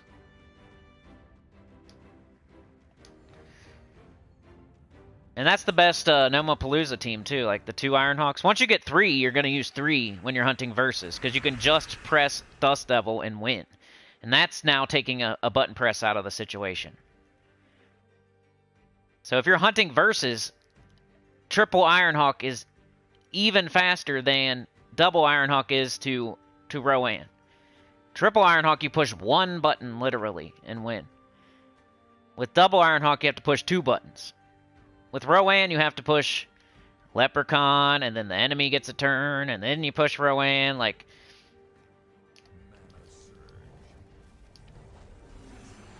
People underestimate how much faster Ironhawks are. It's very expensive and it's bougie, but once you get it, it pays you back in like 1 vault event. Like maybe 2. Yes, you had to spend 8,000 diamonds on these 2 Ironhawks, or yes, you had to spend 12,000 diamonds on these 3 Ironhawks. But it's the troop in the game that will pay you back the fastest out of any troop in the game. It is totally worth it. You're investing in your future.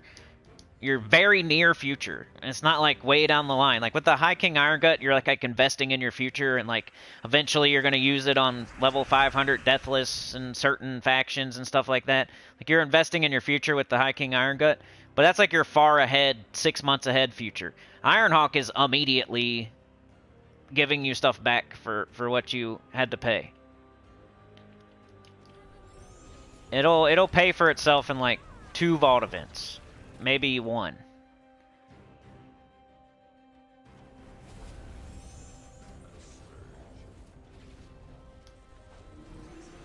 And that's what we have next weekend if you watch the spoilers. We got a vault event, not this weekend, but next. And it's at the worst possible time because we have a super hard journey event that week too. So that's what we were talking about, maybe boycotting the journey event or whatever. Worst time we could have a crappy journey with no loopy troops.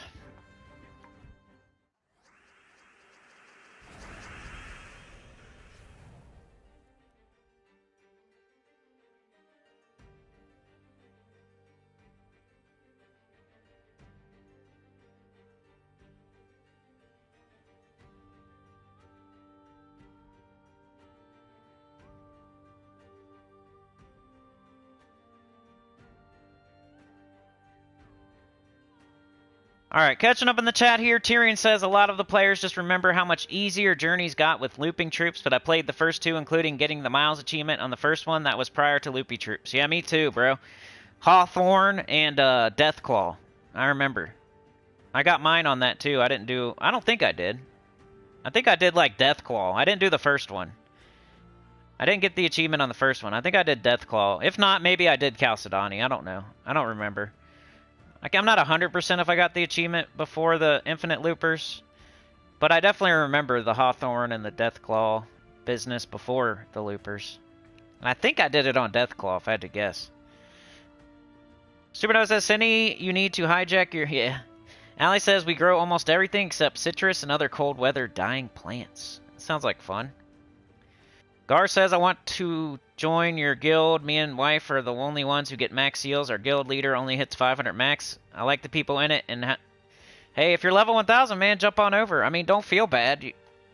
Everybody does it, and it's just a fact of playing this game. You gotta leave guilds. We gotta get over that.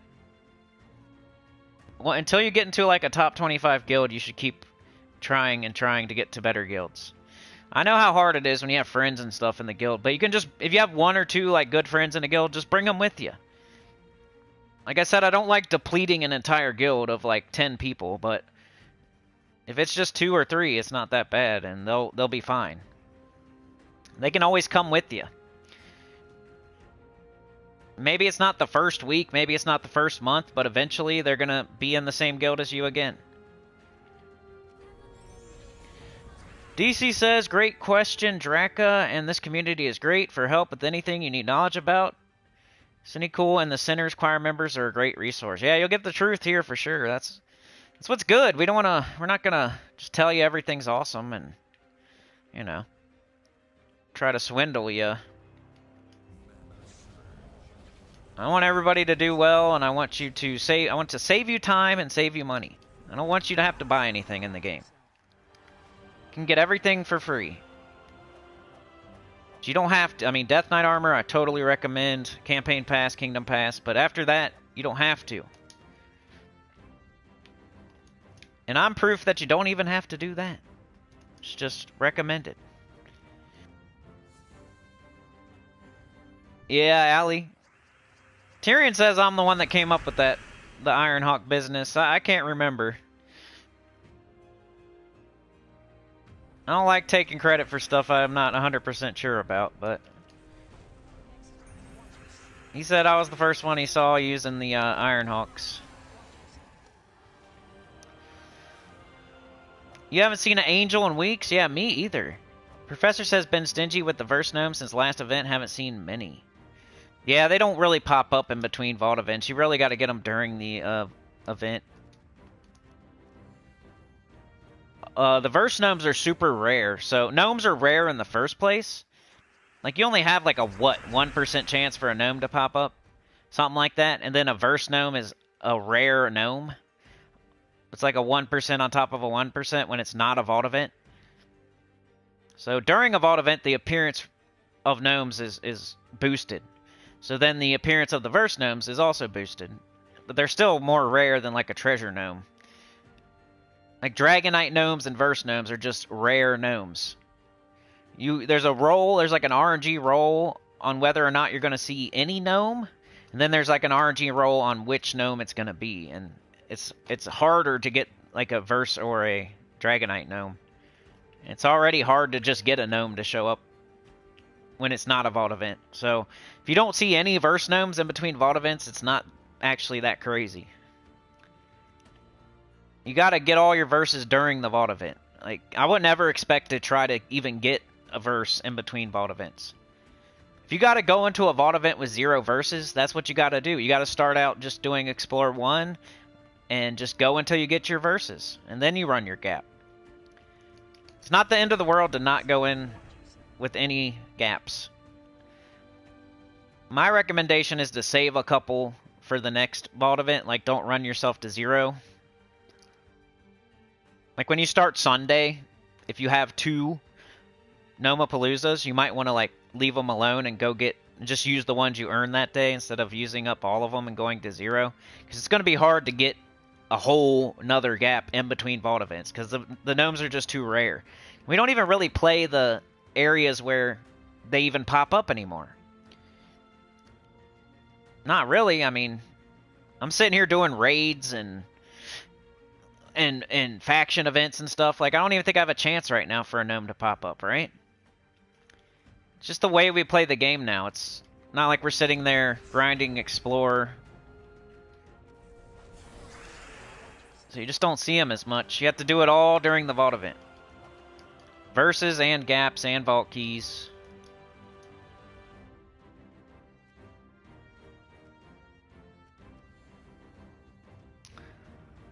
But seeing an angel, you'd have to be doing Explore quite a bit to see an angel, right?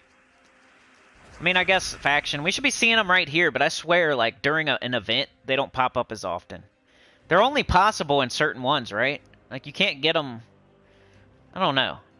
I feel like there's a weird rule with these faction events where you can't even see them in certain battles. So they're only possible during, like, a couple of them. I can't remember. I don't know what I'm talking about, but it's something like that. So I noticed that immediately. As soon as they put in the merchants and angels and stuff, I noticed that during a faction event, they don't pop up very often.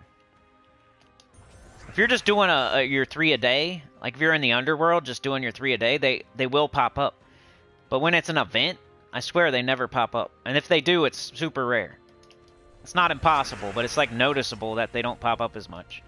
You think as we're doing this event all the way to all rewards, we would be seeing some angels and merchants and stuff, but I've barely seen any.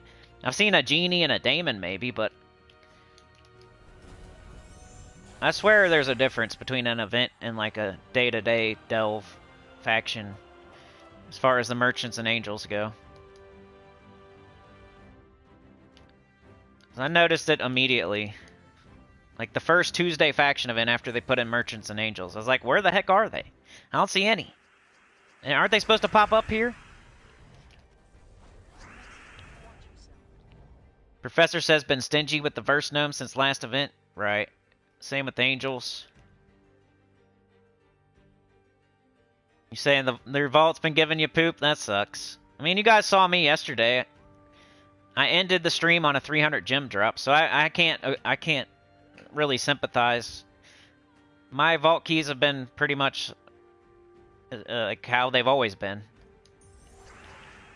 You definitely have to open, like, 50 at a time. You can't sit there and open 10 and hope for an amazing drop. You gotta, like, at least go to... You gotta at least open, like, 50 to hope for something good. I would not be sitting there opening 10 and, like, yelling at the screen if I got nothing out of 10 vault keys. Or even 25 vault keys. You gotta really, like, open 50 at a time, and then you can get mad. Like, oh, I didn't get nothing out of those 50 vault keys? Like, that's a little bit crazy. I should have at least got, like, a good orb or something. A good gold drop. You gotta count the gold drops as good, though. Like, there's certain things that are good that you might not think are good. If you get a gigantic gold drop, I mean, that's pretty good. If you get a minion orb, a glory orb. Sometimes people need purple orbs and get mythics and legendaries with those. If you get a big stack of diamonds, maybe. Like, that's a good drop for certain people. If we're only talking about gems, yeah, they're only going to pop up like once every 50 vault keys, but you get other stuff too that you got to say is pretty good. Like, I always recognize it. I don't need diamonds, and I don't need keys, and I don't need like souls, but whenever I get a giant drop of one of them, I still say, hey, that was good. That was a good drop. Angry Anvil, yeah, you want to get that thing fully ascended. Keep buying them until it's fully ascended. You don't want to be spending like minion orbs on it or anything. Just use all your cursed runes. Because you're not going to need cursed runes. When you're done getting everything that you can get with the cursed runes, it's going to be another resource you don't need anymore. So make sure you actually use it for what it's supposed to be used for. So get like Angry Anvil all the way fully ascended. Alright, I got 0 sigils. Ooh, I'm pretty close. It's WEREWOODS. Level 220, so how far are we going to have to go? I would say 300 max to get all rewards. I'm getting more sigils tomorrow. I probably need a Vow Raven at least. But I'm hoping I can get it done only buying up to 3 in the shop. But if I have to, I'll buy up 1 more. Because it's worth it to spend 200 gems to get like this 2 Orbs of Chaos. It's probably worth it.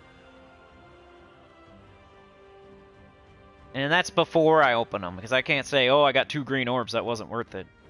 I mean, it's like a scratch-off ticket. You're buying it hoping to get something good. But I might stop the stream there. I don't know, let's see. Let's take stock of our situation at the station. The station situation.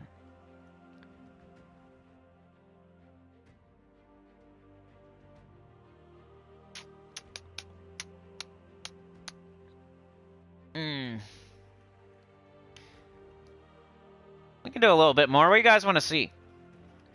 I can do PvP or vault keys. Is there anything else I missed? Oh, Underspire. So let's do a poll, and I'll go like for 15 more minutes or so. Let's run a poll. See what you guys want to see for the last 15 minutes.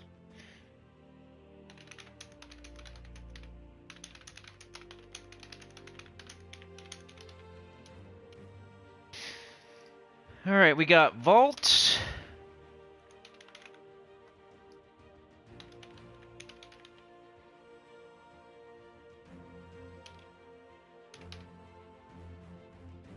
Is there anything I forgot besides it's a PvP, Vault Keys, and Underspire? I said Supernova for President. I was in Tacit's stream last night at the end, and I said Supernova for President. I was answering somebody's question about the raid weapon, and then that's the only other thing I said was Supernova for President. Alright, I'm gonna run this poll. You guys let me know what you want to see. I got about 15 minutes left. Do PvP, Underspire, or Vault Keys. You start looking at my legendary, see which ones I want to elite. I was looking at them a little bit last night, but I wasn't wanting to decide. You definitely want to do all your good ones first, obviously.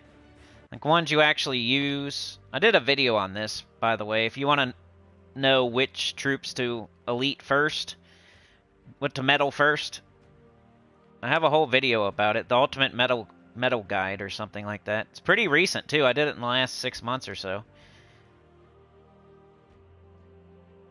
Is there anything crazy that I haven't done yet? While you guys vote on the poll. I did Gorgotha.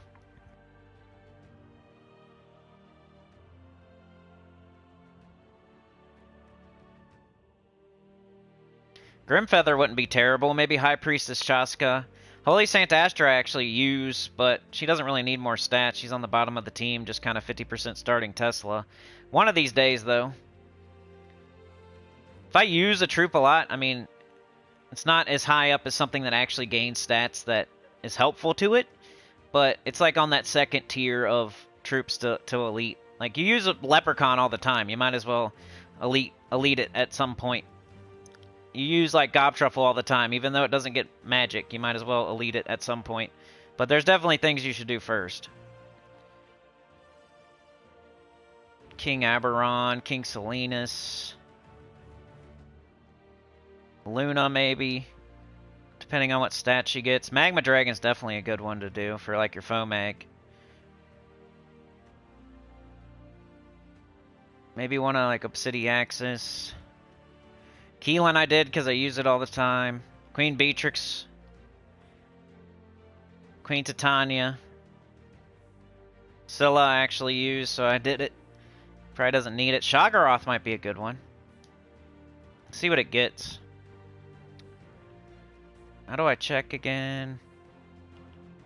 Ooh, it gets magic too. That's a good one. Let's do that. I did all my mythics first, so don't be doing this like me. We got Sir Quentin Hadley. What does he get? Oh, no magic, but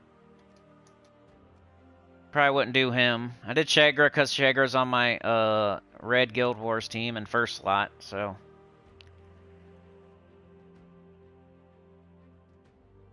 Tesla does not get the stats that she needs, unfortunately. She's like one of the worst ones to do. You would think you would do Tesla, but no. Foxfire King might be good. Ooh, yeah, it gets magic. Let's do it. What else am I going to do with these 30-something orbs? The Great Maw sometime in first slot. Gets magic, that's weird, but it gets attack too. I don't know. Maybe one day. Raji Queen, I just use it all the time, so that's why. Theo! I'm gonna play with my teddy bear. Ulf? I got my teddy bear team, guys. Let's do Ulf. Now he's got more magic. Oh, yeah. Vanya's probably good. Panoxia. Does not get magic, though. Similar to like a King Gobtruffle. We might do it one day, but not right now, because it doesn't get what it actually needs. Wrath is in first slot sometimes, so I did that. And that's all the legendary, so I'll probably just start orbing whatever I want. I'm going to save a certain amount, of course, in case they bring in a bunch of dragons and new mythics and stuff. But how many do I actually need to save? Probably only like 10. Because I want to keep getting them as well. I don't have enough silvers to actually be like Tyrion. I've only got 24. I need to do Underspire, but you know how it goes. When your gem stack is a certain... Like, I can't afford it right now. And Underspire is going to be there forever. Like, it's a game mode that's never going to go away, so I'm not worried about it right now. I'm not spending gems on it. I've done it before. Like, I know I can go to the 7th boss. I'm not worried about it. But it's a place I can save gems right now, because I can always do that in the future. There's other things that come and go and aren't there forever that I need to spend gems on. Like if an epic trial pops up, I'd rather spend gems on that because it's going to be forever before it comes back around. Underspire is going to be next week and the week after that and the week after that and the week after that. Like it's always going to be there. The guild event, you know, to stay in your guild, you got to spend the gems to get to do your share. Like Dragon Knight, I already have all the dragons. I'm just trying to get Stellarix. I gotta spend gems on it right now because I'm so close. Once I get that done though, I'm over. It's done. I'm done with it until they put in another one. But that's what I recommend. Like doing things that has an end. Like Underspire doesn't have an end. You're gonna do that forever until you're gonna be spending gems on it forever till the end of time. Until every single one of your troops is elite gold. Alright, let's end the poll. If you want to vote, go vote. You got like, I'm going to catch up in the chat. When I'm done catching up in the chat, I'll close the poll. And we'll see what won.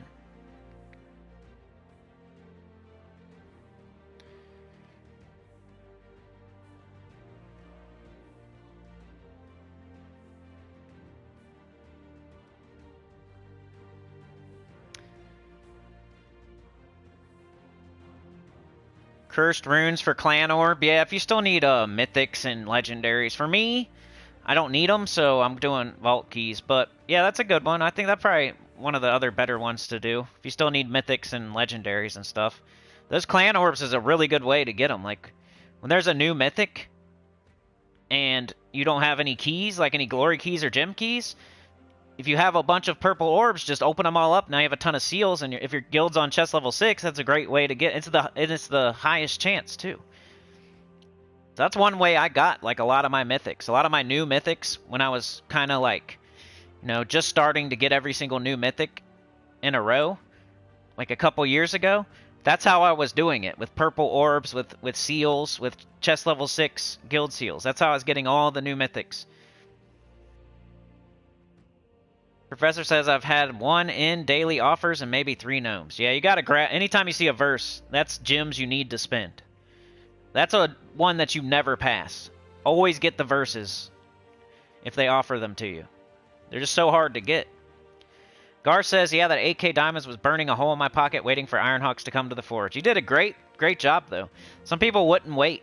They would see something else tempting and they would spend their diamonds.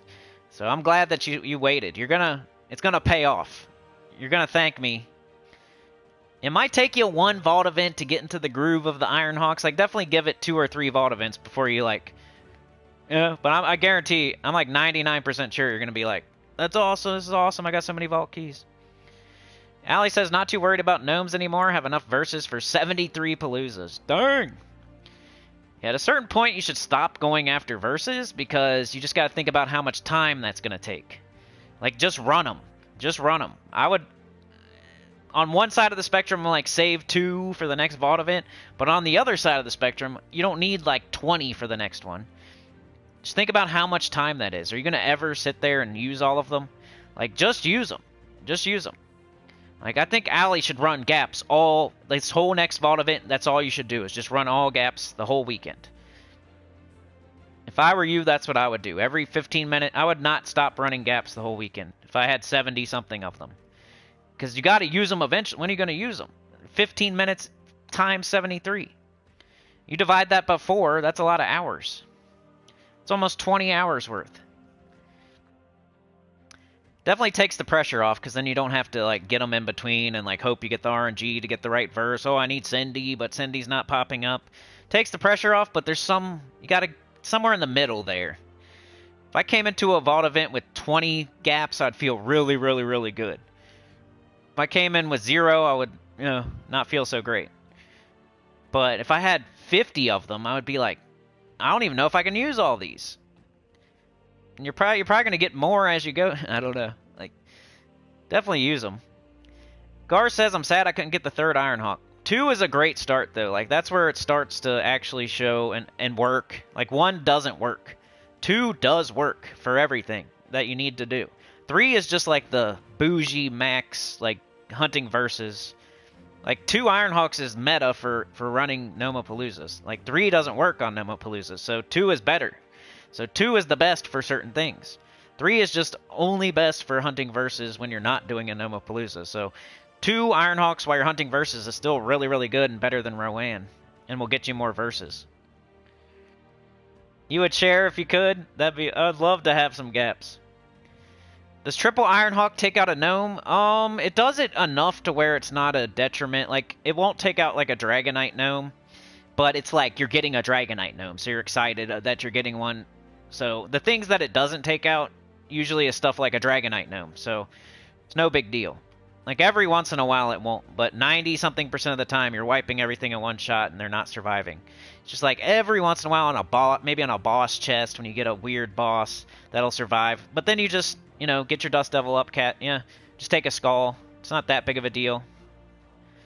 Most of the time, though, it's like a Dragonite gnome and you're like glad that you got it anyway, so you don't care that it survives.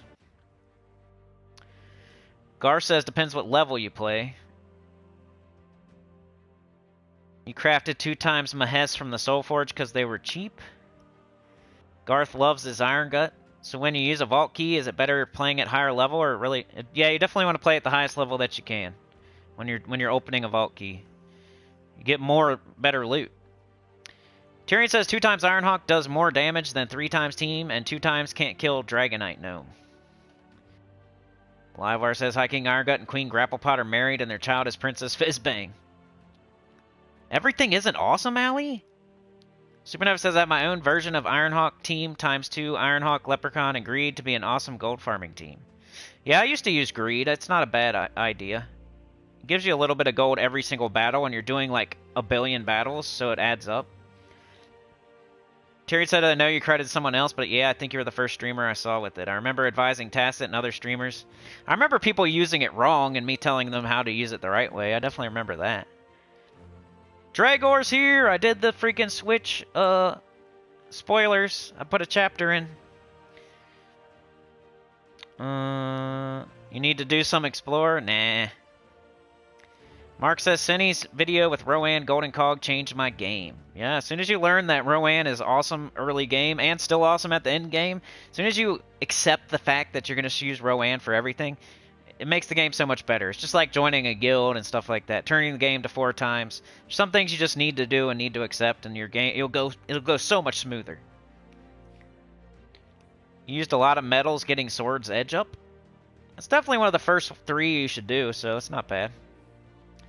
Draka's been doing deep delves. I don't recommend it. You don't really get enough loot for the investment of time and effort, and like you got to use 2 sigils, and it's you never get the whole appeal of doing the deep delves is that you get guaranteed gnomes, but there's so many gnomes that you could just get a crappy gnome, and then you did all that work for like a jewel gnome. So I don't like doing deep delves myself, but I don't think it would hurt to do one every once in a while. Bow Ravens. Tyrion said merchants, angels, etc. do not show up in faction events, only in 3 daily. Okay, well that makes sense then, because I haven't seen them. Yeah, Mark. Your vault keys have been souls, Allie? That sucks. Drager says if you open a small amount of vault keys, you might not get anything. I open 100 at a time and usually get a quite... That's what I'm saying. You gotta do at least 50. If you're opening any less than 50, you can't expect to get anything good. That's why you gotta get like 300, 500. You know, enough to where when you're opening them, you get to see something good. Supernova said, I noticed if you move fast enough, you could trick the AI into releasing some gnomes per hour. Yeah, I mean, you can. It's just way less of a chance. Like, during the vault event's the place to do it. You forgot about the faction event? There's so much stuff going on. It's easy to forget. I did my dungeon, yep. Supernova says Dev should give difficulty level 500 in the vault so we can have some rewards. Yeah, they need to up a lot of stuff. Ironhawk doesn't need to be elited, but it's kind of fun to do it one day. Brian, you got kicked off again, man. People were saying that, you know, they weren't liking you adding everyone, so you had your chance. It's all good, right? I mean, the Discord ain't... whatever. Tyrion says getting close to all legendary bronze as well. Nice. Gar says I can use some Paloozas. I got 0, and Tyrion says, yeah, I focused on 2 Ironhawk the last time I was... Yeah, 2's the place to be. I mean, 3 is just bougie, and it definitely helps, and I definitely recommend getting 3. It helps you hunt down those verses in between the gaps. But 2 is perfectly fine, and you'll definitely notice a huge difference. Alright, let's end this poll. I just spent like 10 minutes, 15 minutes talking to the chat, but it's okay. It's what we're here for. See what the poll says. Still loading.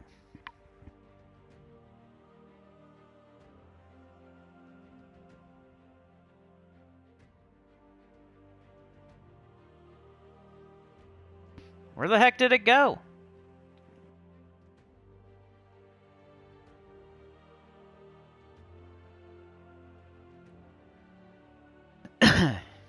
There it is. Underspire won, surprisingly. I thought that would be the last thing y'all would want to see, but let's do it. Alright, so I got the first boss. You guys know I do this for free.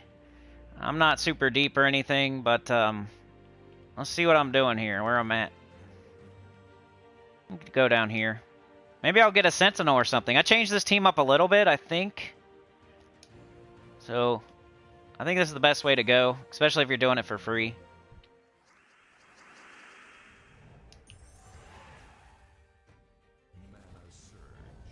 One thing about Underspire is having no potions. It makes it kind of a slog sometimes. I need both of those to do. There's no reason to cast one if I can't cast two.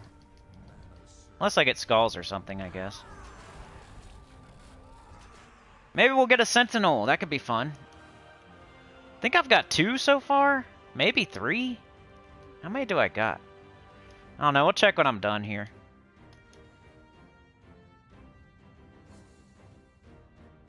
Since I did so much chatting, I might only do like 10 minutes of this.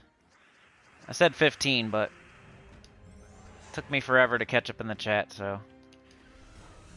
I really want to see that second boss.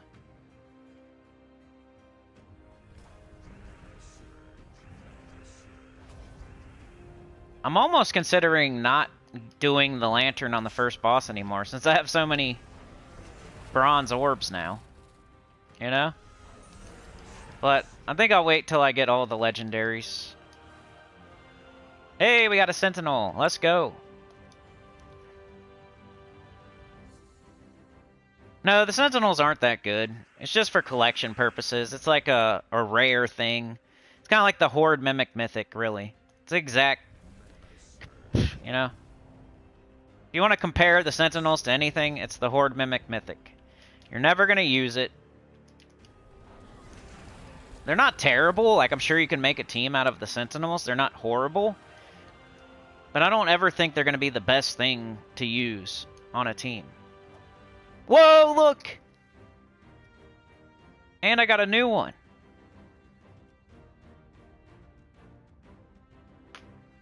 You ever seen somebody get one on stream? I think I have before, actually. I got at least 3 now. I might have 4.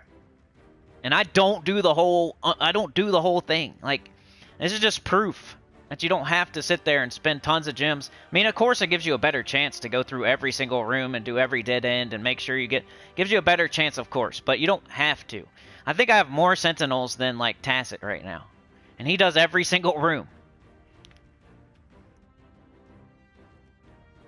That's crazy, right? How do I have more? And I'm just doing the free battles every week. I only go to the second boss every week.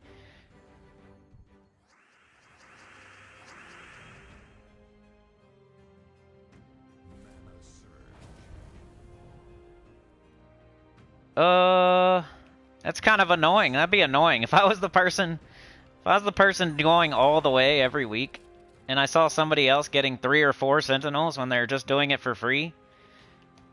Because I've seen him before talking about how much it costs to get all the Sentinels, and it's going to cost this many gems to get all the Sentinels. And I was right there to say, I've been doing it for free, and I have 3 or 2, or...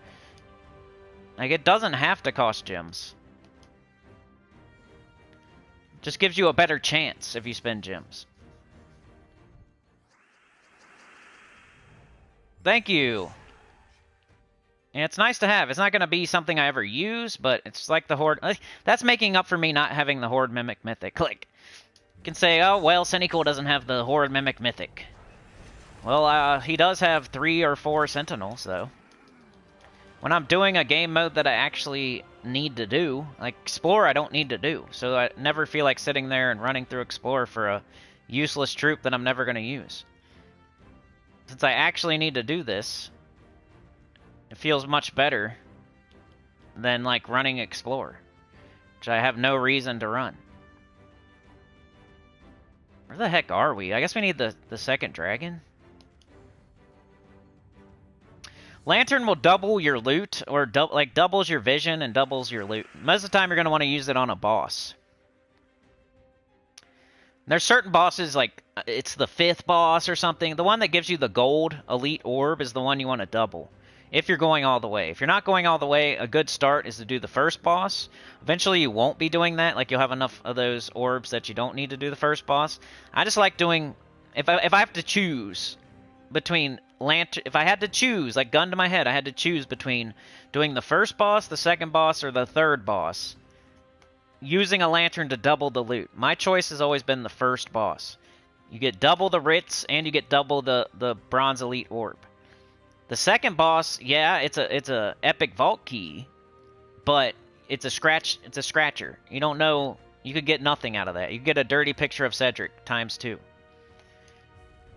So I recommend doing the first boss if you're not gonna go all the way to the 4th boss, which for free isn't always possible. I think it's technically possible, but whenever I'm doing just free torches, it never feels like I'm gonna make it to the 4th boss. So the 3rd boss is terrible. No one would ever double that loot. And then so your decision is, do I double the first boss or the second boss? And I say the first boss.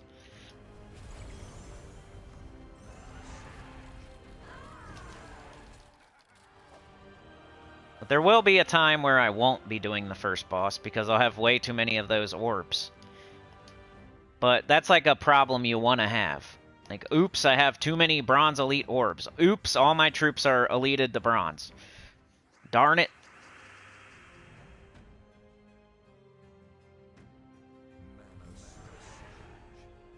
That's better than doubling a epic vault key and then getting nothing. It's the same as whatever I was talking about earlier, where it's a guarantee, like the Ironhawks versus the Rowan thing. Like, it's just more consistent to double the first boss's loot because you know exactly what you're gonna get, and it's stuff you actually need. You could get 2 epic vault keys and get amazing. You can get a 900 gem drop twice in a row, but it's not guaranteed and it's not consistent. So I play games more like I know what I'm gonna get. It's gonna be consistent. It's something I need. I'm not gonna do a scratcher. But, like I said, when I have so many bronze orbs that they're coming out of my nose and ears, and every troop is elited, maybe I will start doubling the epic vault key. But that's a problem for way down the line, and I don't think... I'm not gonna advise people to double the second boss, because most people aren't ready to do that yet. But one day, it might be the right answer. But by that time, I'll be running to the 7th boss, and I'll be doubling the gold orb anyway. So by the time it's the right choice to double the second boss's loot, I'll be spending gems, getting more torches, and going to the 7th boss anyway. So I don't know that it's ever the right answer to do the second boss with the lantern. Because nobody's going to sit here and do this for free for the rest of their life. They're going to eventually spend gems on it and go to the 7th boss. You might be better off just saving your lanterns and then doubling the, like, whatever it is. I don't know which bosses they are anymore because I forget, but it's like the 6th and the 4th, or... I think the 3rd and the 5th are the terrible ones, right? I've only ran through the whole Underspire like twice in the first 2 weeks that it was out.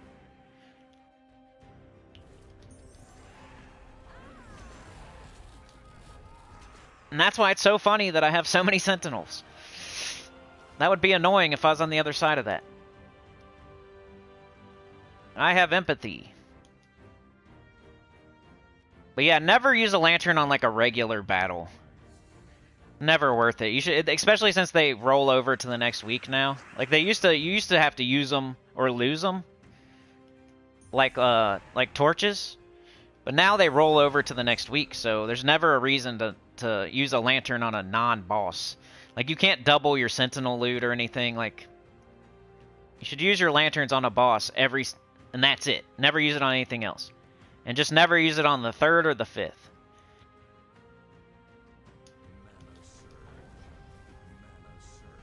If you want to do the second boss every time, I mean, that's better than wasting it or doing like the 3rd or the 5th, but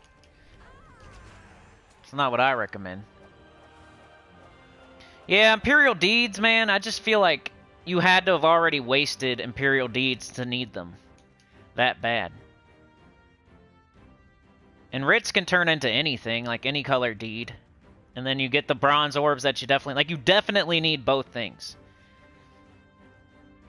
The first boss, you definitely need both things. Almost nobody doesn't need writs or doesn't need bronze elite orbs. The second boss, you could get nothing out of that epic, and if you need Imperial Deeds, like, what are you doing with them? You probably screwed up.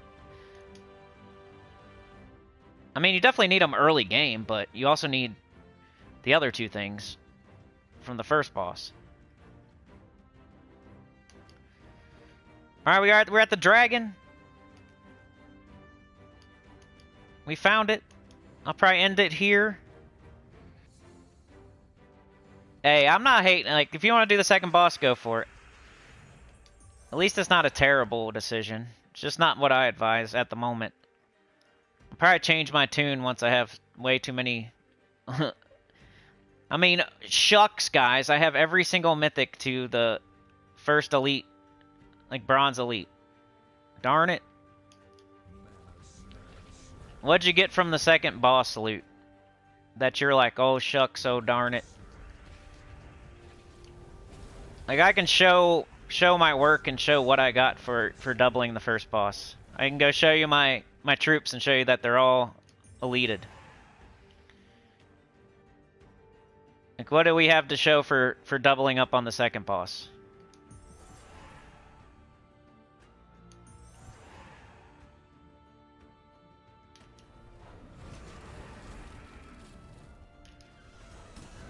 Come on, just die. Like I said, I don't hate it. It's better than doing the 3rd or the 5th, or not doing it at all, or doubling a fight that's not even a boss, or... Imperial Deed is nice. It's just like the first boss, you get 2 things you need. This one, you get 1.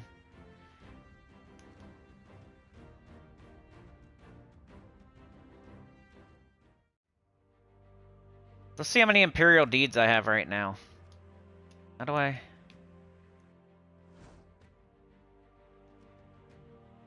I got 99. So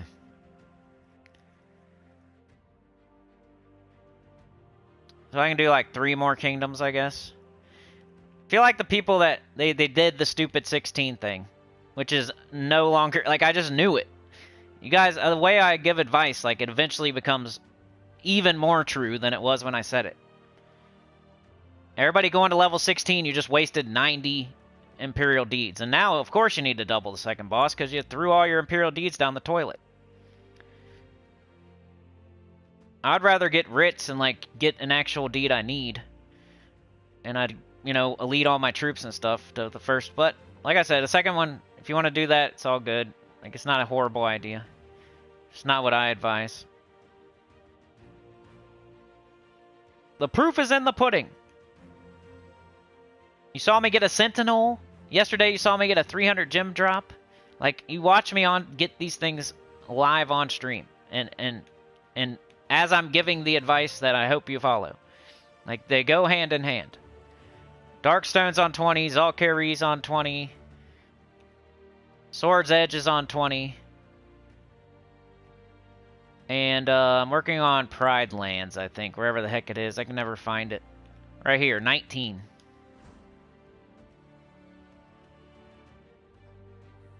I need 4 more books.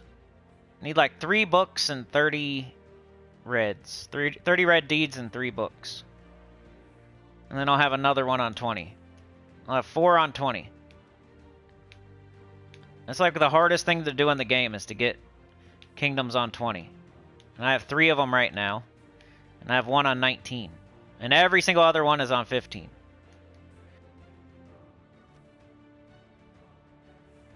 Let's see how many sentinels I got. Missing elemental. And I'm missing undead, dude. I have 4. There's no freaking... Oh, okay. I have 3. Never mind. 3's still good, though. I got 3 sentinels. Missing 1, 2, 3. That's it. And everything here is a pay troop or something stupid like the Horde Mimic Mythic. Pay troop, pay troop, pay troop. About to get it. Pay troop. Pay troop. This is all I'm missing. Proof is in the pudding. You can take my advice or not take it. It's whatever. You know, it's your life. I'm just trying to help. That's all. It doesn't go down anymore. I'm missing 10 troops and 90% of them are something you had to pay real money for. Maybe not 90%. I mean, I got the 3 Sentinels and the Horde Mimic Mythic are RNG. Exaggerating. But yeah, that's it for today.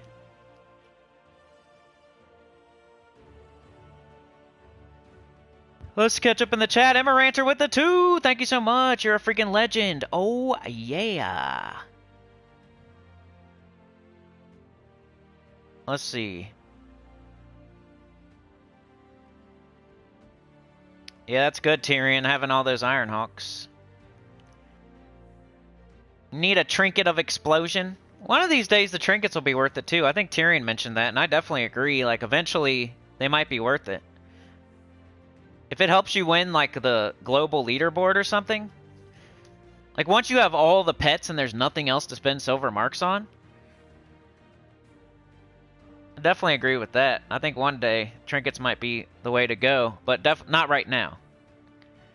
Let's wait until we get all the pets. And then you have nothing to spend silver marks on. And you have, like, a giant stack of silver marks. In case they put more pets in. And then at that point, if you want to try for, like, the global leaderboard and there's a trinket that'll help you do it, then that might be a good idea in the future. Right now, it's one of the worst things you could do is spend silver marks on trinkets. Gotta collect them, Sentinels, gotta catch them, Yeah, I'm pretty lucky, dude. I mean, if I'd spent 1,000 gems every week on the Underspire and I had 3 right now, that'd be like normal. But I've only spent on the Underspire 2 times, and it was the very first 2 times. And that was before Sentinels were even in the game. So every single Underspire since Sentinels have been in the game, I've done it for free and only gone to the second boss, and I have 3 Sentinels. Rename them Sentinels. Supernote says Stacy for 2 Sentinels this morning. She got too excited. Awesome. Tyrion would be salty if he didn't get 2 last week. Nice job, dude. Congrats.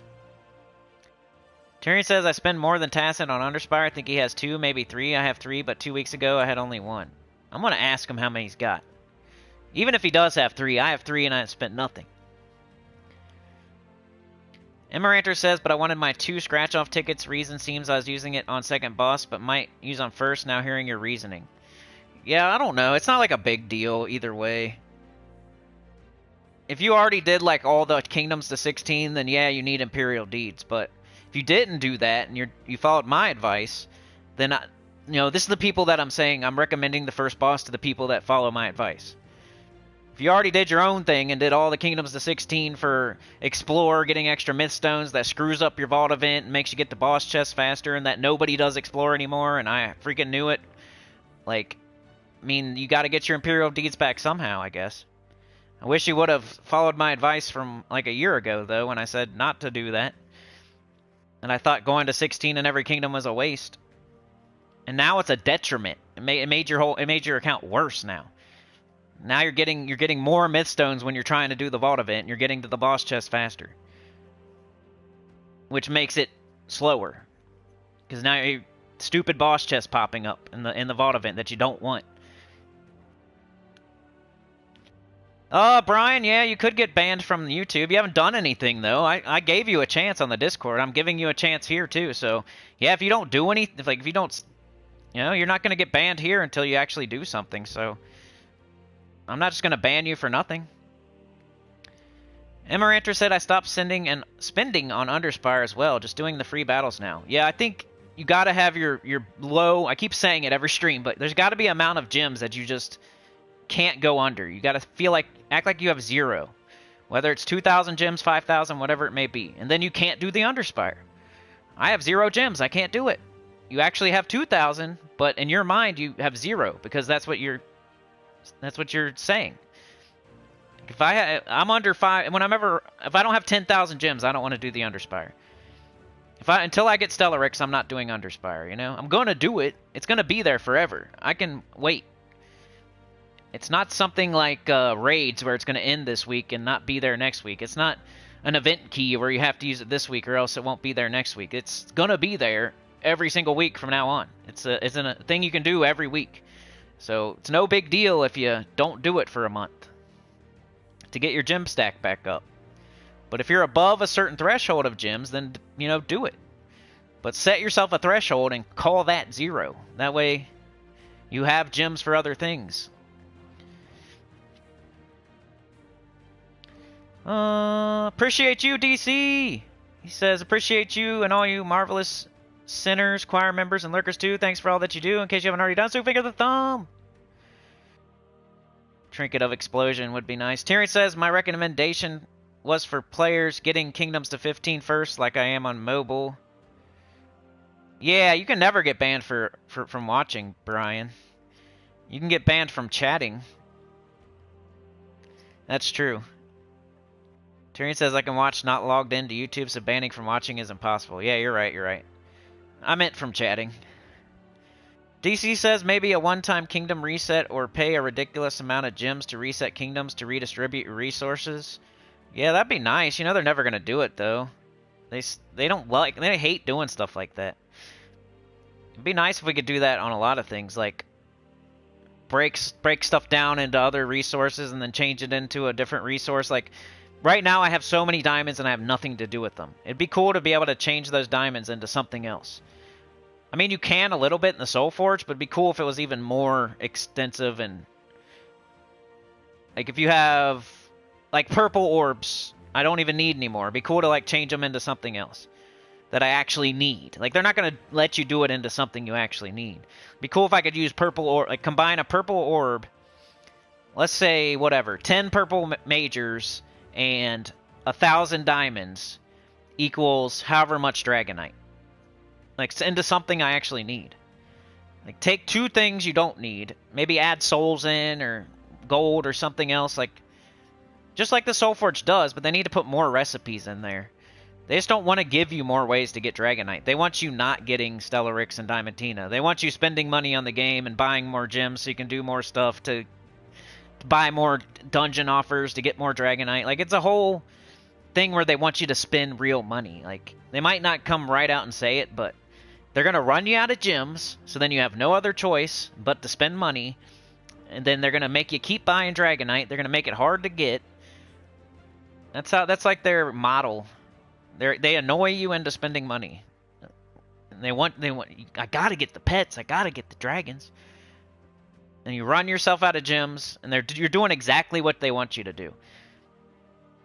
I hate when they, like, I hate that. I hate being, like, manipulated into doing certain things by the devs. So I always try to advise against it and, like, try to let you know when they're doing that and stuff like that. And that's what they're doing. When you're running yourself down to 0 gems, that's exactly what they want you to do. And they're hoping you'll then spend real money to get yourself back to where you need to be. So that's why I will never let them do that to me. And I will tell you exactly how to not let them do that to you, too. And that's how I'm saving you money, and that's how I'm saving you time. I'll give you fast teams. I'll tell you how to get stuff done. I'll make sure there's a high success rate, and then I'll also make sure you don't have to spend real money. That's my goal here.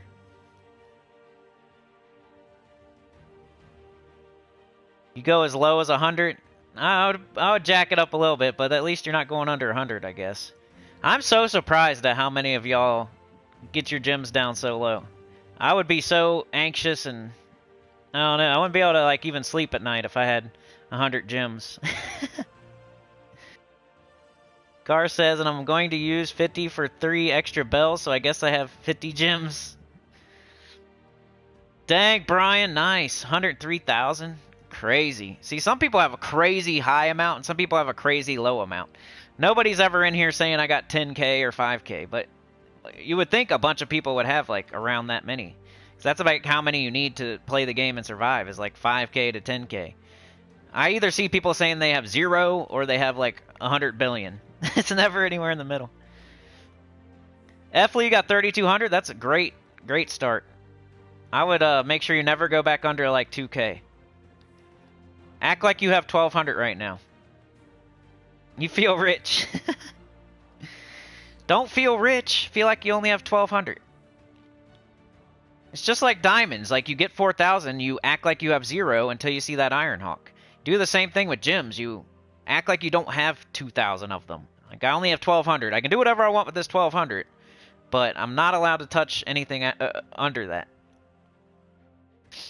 Alright, y'all, that's it for today. Like, share, subscribe, consider joining. It helps a lot. Tell your good about the channel, comment below.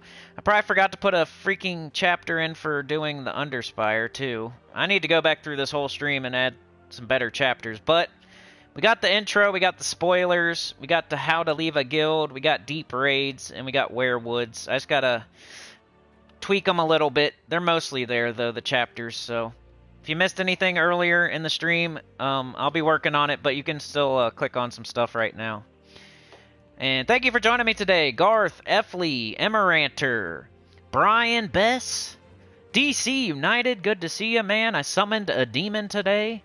I actually technically summoned Tyrion Shark, too, I think. I think we were talking about him, too. And we summoned him. Like, DC I summoned almost immediately.